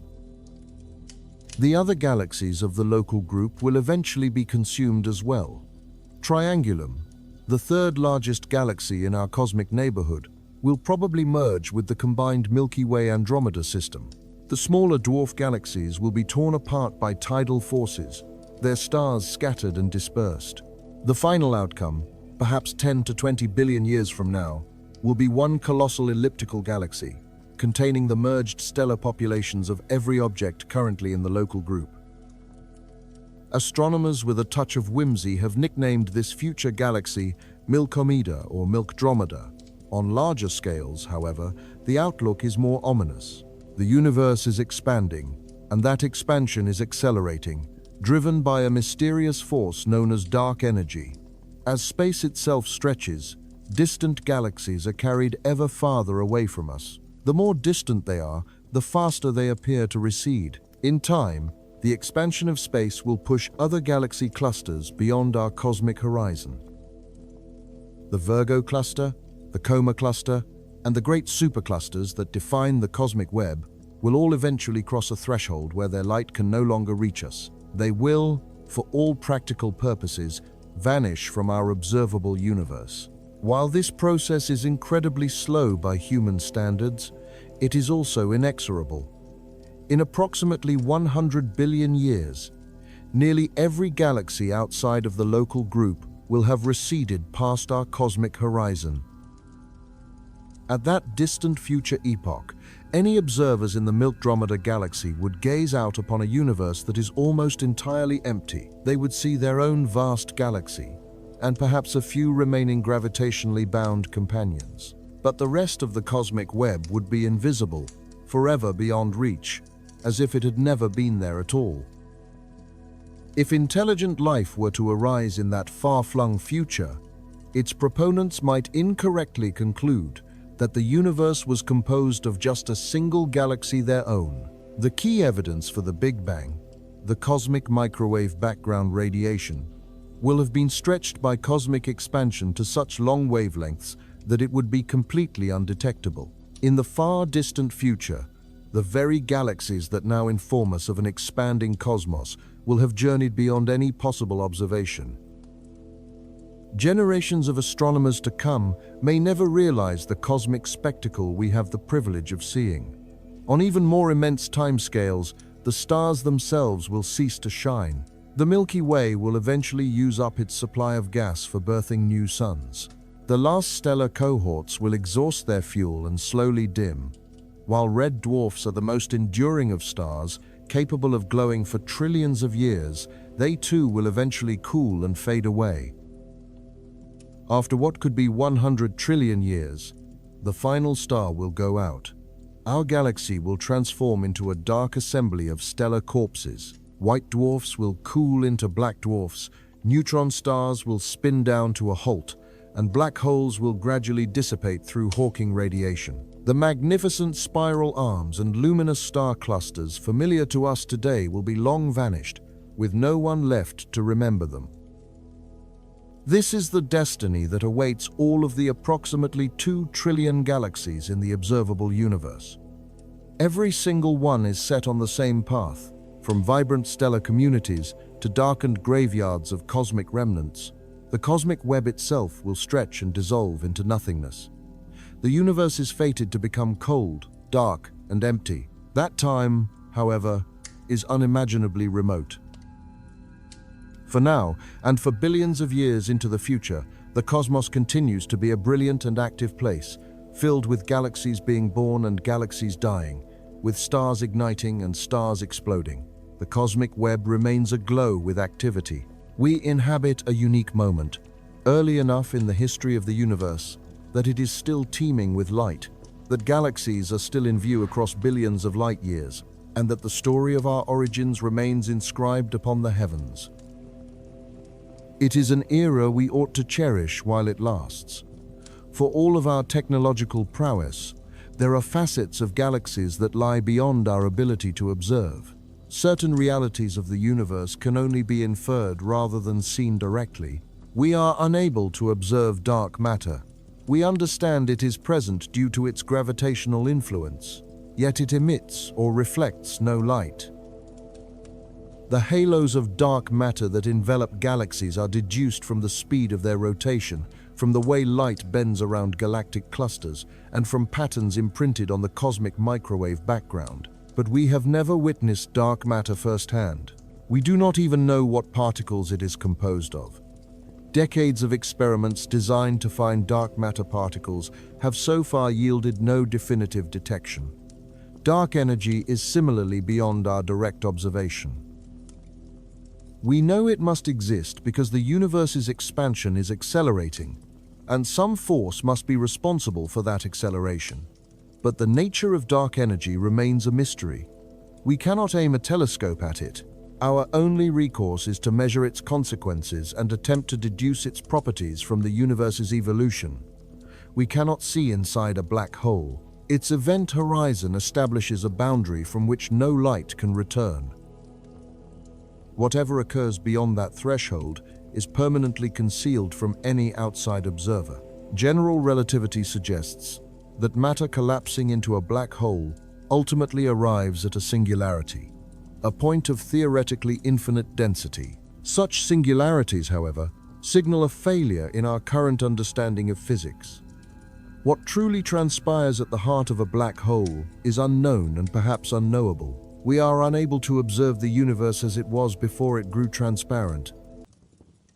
During the initial 380,000 years following the Big Bang, the cosmos was so intensely hot and dense that light could not move freely. Photons were constantly scattering off electrons within the plasma that permeated all of space.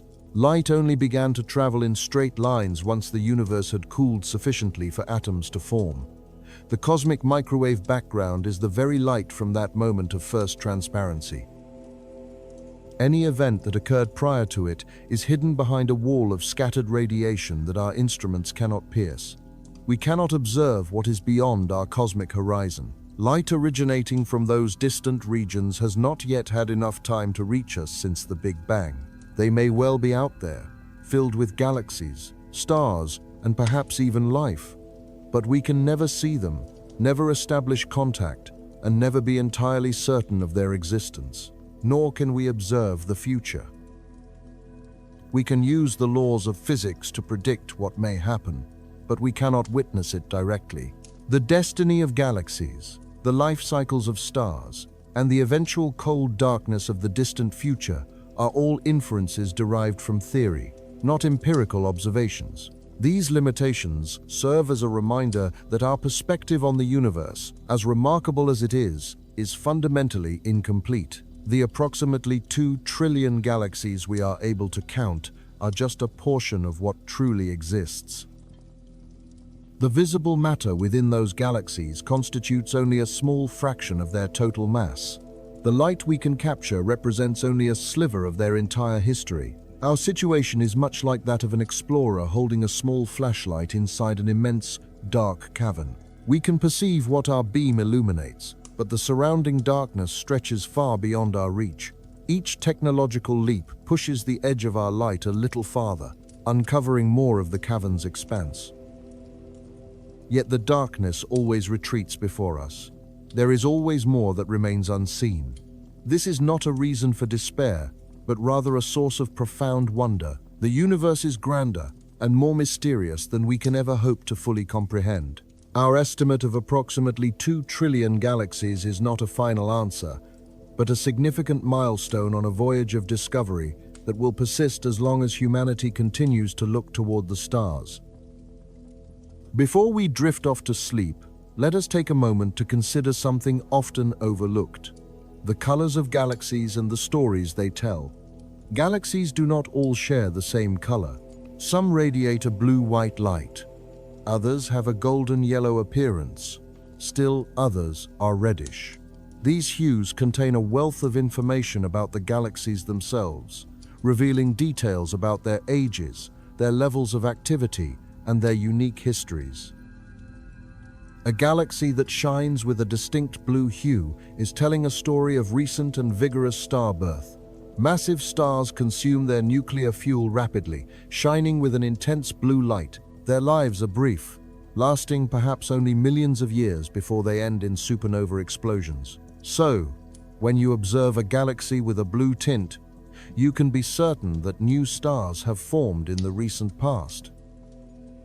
It is a sign that star formation is an ongoing process, where gas collapses into dense clouds and ignites new stellar furnaces. Spiral galaxies frequently display blue tones in their arms, as this is where star formation is most concentrated. The spiral pattern itself is a density wave, a compression moving through the galactic disk. As gas is swept up by this wave, it gets squeezed, causing it to collapse and form new stars. The blue light from these young stars beautifully traces the spiral structure. In contrast, red and yellow galaxies are characterized by an abundance of older stars. Low-mass stars have incredibly long lives, lasting for billions of years as they slowly burn through their fuel. With age, they begin to cool, and their light shifts toward the red end of the spectrum. A galaxy that has long since concluded its era of star formation will glow with a distinctive red or golden light, illuminated only by its most ancient stellar inhabitants. This is the characteristic appearance of what are known as elliptical galaxies.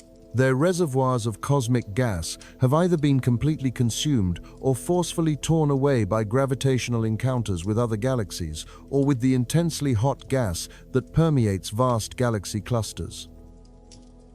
Deprived of the raw material needed for stellar nurseries, they are now in a state of quiet and gradual fading, their entire population of stars aging together in a slow, synchronous decline. The perceived color of a galaxy can also be shaped by the presence of cosmic dust. An interesting detail is that this dust absorbs shorter, bluer wavelengths of light far more efficiently than it absorbs longer, redder wavelengths.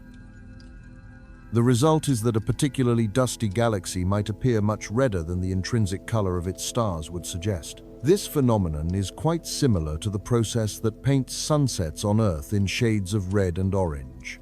As sunlight travels through our atmosphere, the short blue wavelengths are scattered and absorbed, while the longer red wavelengths are able to pass through more directly to our eyes. Galaxies at extreme distances from us appear red for an entirely different reason, one rooted in the very fabric of space-time. The cause is the stretching of their light due to the continuous expansion of the cosmos. Light that may have been brilliant blue when it first began its journey has been progressively shifted toward the red end of the spectrum over its immense voyage across the universe. This effect, known as cosmological redshift, impacts all wavelengths of light, pulling the entire spectrum toward these longer, redder values. The most remote galaxies we can currently observe have been so profoundly redshifted that their light has moved completely beyond the range of human vision, becoming detectable only in the infrared. When astronomers assemble color images of these distant galaxies, their goal extends far beyond creating beautiful pictures. What they are actually doing is encoding a vast amount of scientific information into a visual format. The specific distribution of colors across the face of a galaxy acts as a map, revealing where new stars are being born and where they are not. It shows how dust is scattered throughout the structure and offers clues about the age of its various stellar populations. Some of the most visually stunning galactic portraits highlight the stark contrast between bright blue spiral arms and the soft yellow of a central bulge. The arms are vibrant hubs of active star birth, while the bulges are home to older stars that formed much earlier in the galaxy's lifespan. In this way, you are essentially viewing the archaeological record of a galaxy's existence, with different chapters of its history written in different hues of light. If you gaze upon any deep-field image showing a multitude of remote galaxies, you will see this remarkable diversity of color on full display. Some galaxies shine with a brilliant blue, a sign that they are vigorously producing new generations of stars. Others have transitioned to a deep red, their star-forming days now a distant memory. And still others present a complex mosaic of color, with blue and red regions intermingled. These are the telltale signs of intricate histories, likely involving galactic mergers, gravitational interactions, and successive waves of star formation. Every color is a piece of data. The universe is not painted in random shades.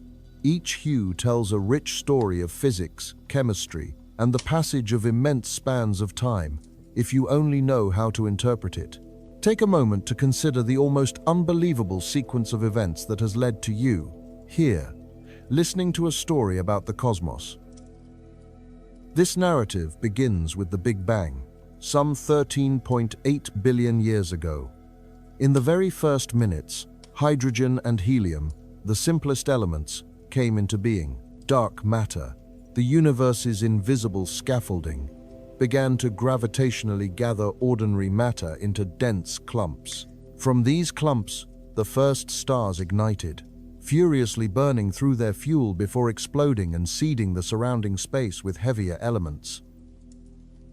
Galaxies began to assemble from these stellar remnants and cosmic gas. Our own Milky Way started to take its familiar shape, growing by accumulating stars through countless mergers and close encounters over eons. In a relatively quiet, unremarkable arm of this galaxy, an ordinary star, our Sun, was born about 4.5 billion years ago. Orbiting this new sun, a disk of residual gas and dust coalesced into planets. Earth settled into a stable orbit at a distance where water could exist in its liquid form. Life eventually emerged, perhaps in the deep, warm waters of hydrothermal vents on the floors of ancient oceans. It began with single cells, which evolved into multicellular organisms, leading to an explosion of complex life. Countless species have come and gone.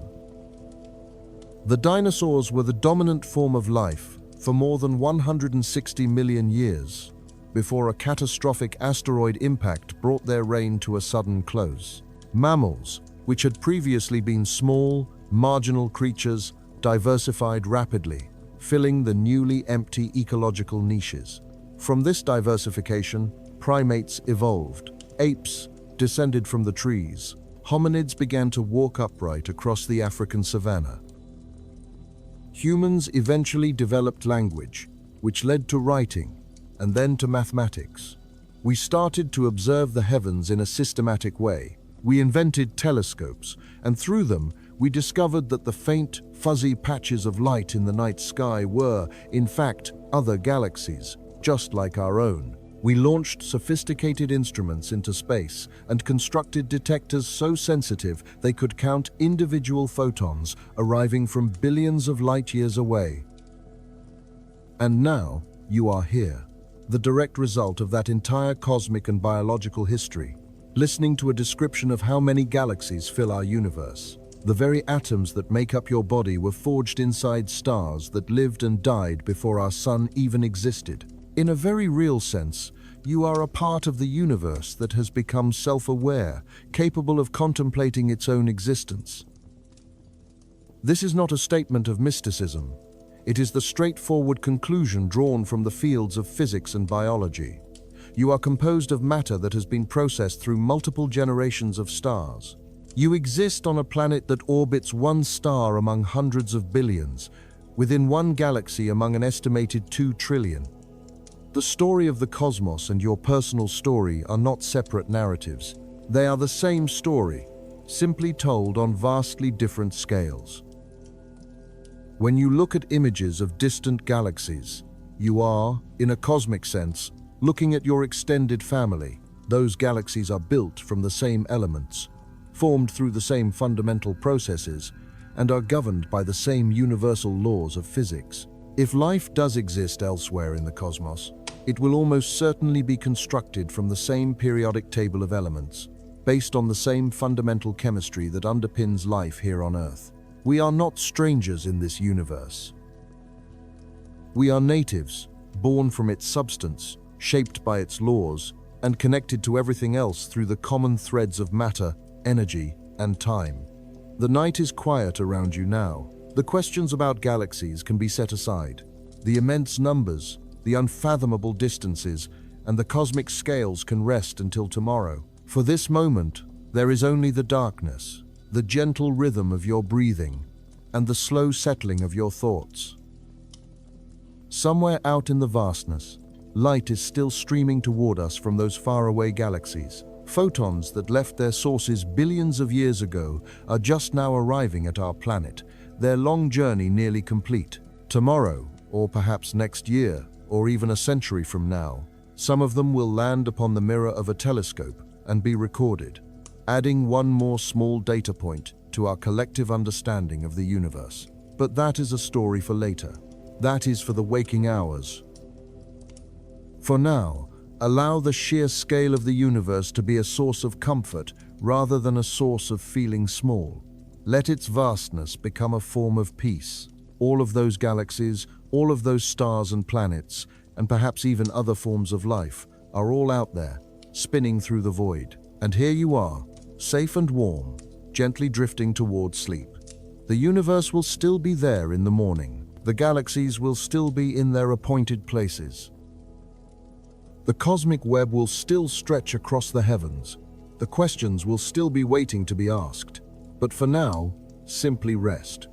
We have spoken of numbers so large, they challenge comprehension. We have traced the history of our cosmic census, following how our estimates grew from thinking there were a few 100 billion galaxies to the realization there might be 10 times that many. We have explored the cosmic web, the great structure of filaments, voids, and clusters that gives shape to everything we can see. We have considered the great unseen majority, those faint, distant galaxies our instruments are not yet able to perceive. Our journey explored the tools of discovery, from observatories on high mountain peaks to satellites orbiting our world, all gathering ancient light from across the cosmos. We examined what gives each galaxy its identity, their evolution through cosmic mergers, and the profound question of our solitude in the universe. Through these explorations, a simple truth has emerged. The cosmos is vaster, more ancient, and more intricate than we can fully grasp.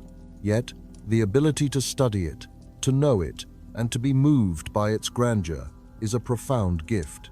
For one night, that feels like more than enough. The sky above is now dark, dotted with brilliant points of light. Each is a single star within our own galaxy, close enough for its photons to reach us individually. Far beyond them, hidden from our unaided sight, are the countless other galaxies. Allow your eyes to close and your breath to slow. Let the immense figures we've discussed dissolve into abstraction. Approximately 2 trillion galaxies, a diameter of 93 billion light-years, 90% of them hidden, with billions of years behind us and billions more to come. And in this moment, you exist, a fleeting configuration of atoms that can ponder it all. The universe itself is indifferent to your understanding. The galaxies will continue their silent, graceful turning whether they are observed or not. The cosmic web will expand and evolve. Stars will be born and will fade, and planets will form and be obliterated, all without regard for human knowledge. But what stands out as truly remarkable is that you can know this. In a cosmos that functions on impersonal physical laws, with no inherent purpose, you are a small island of awareness. You can feel curiosity, you can pose questions, and you can count galaxies that lie billions of light-years away. Sleep now. Beneath a sky holding roughly 2 trillion galaxies, dream of the great spirals and ellipticals, of the cosmic filaments and the deep voids, and of light that has traveled for eons to finally meet an eye that can perceive it. Tomorrow, the universe will still be here. The questions will remain. The wonder will not have faded. But for tonight, it is time to rest. You have journeyed far enough. Good night.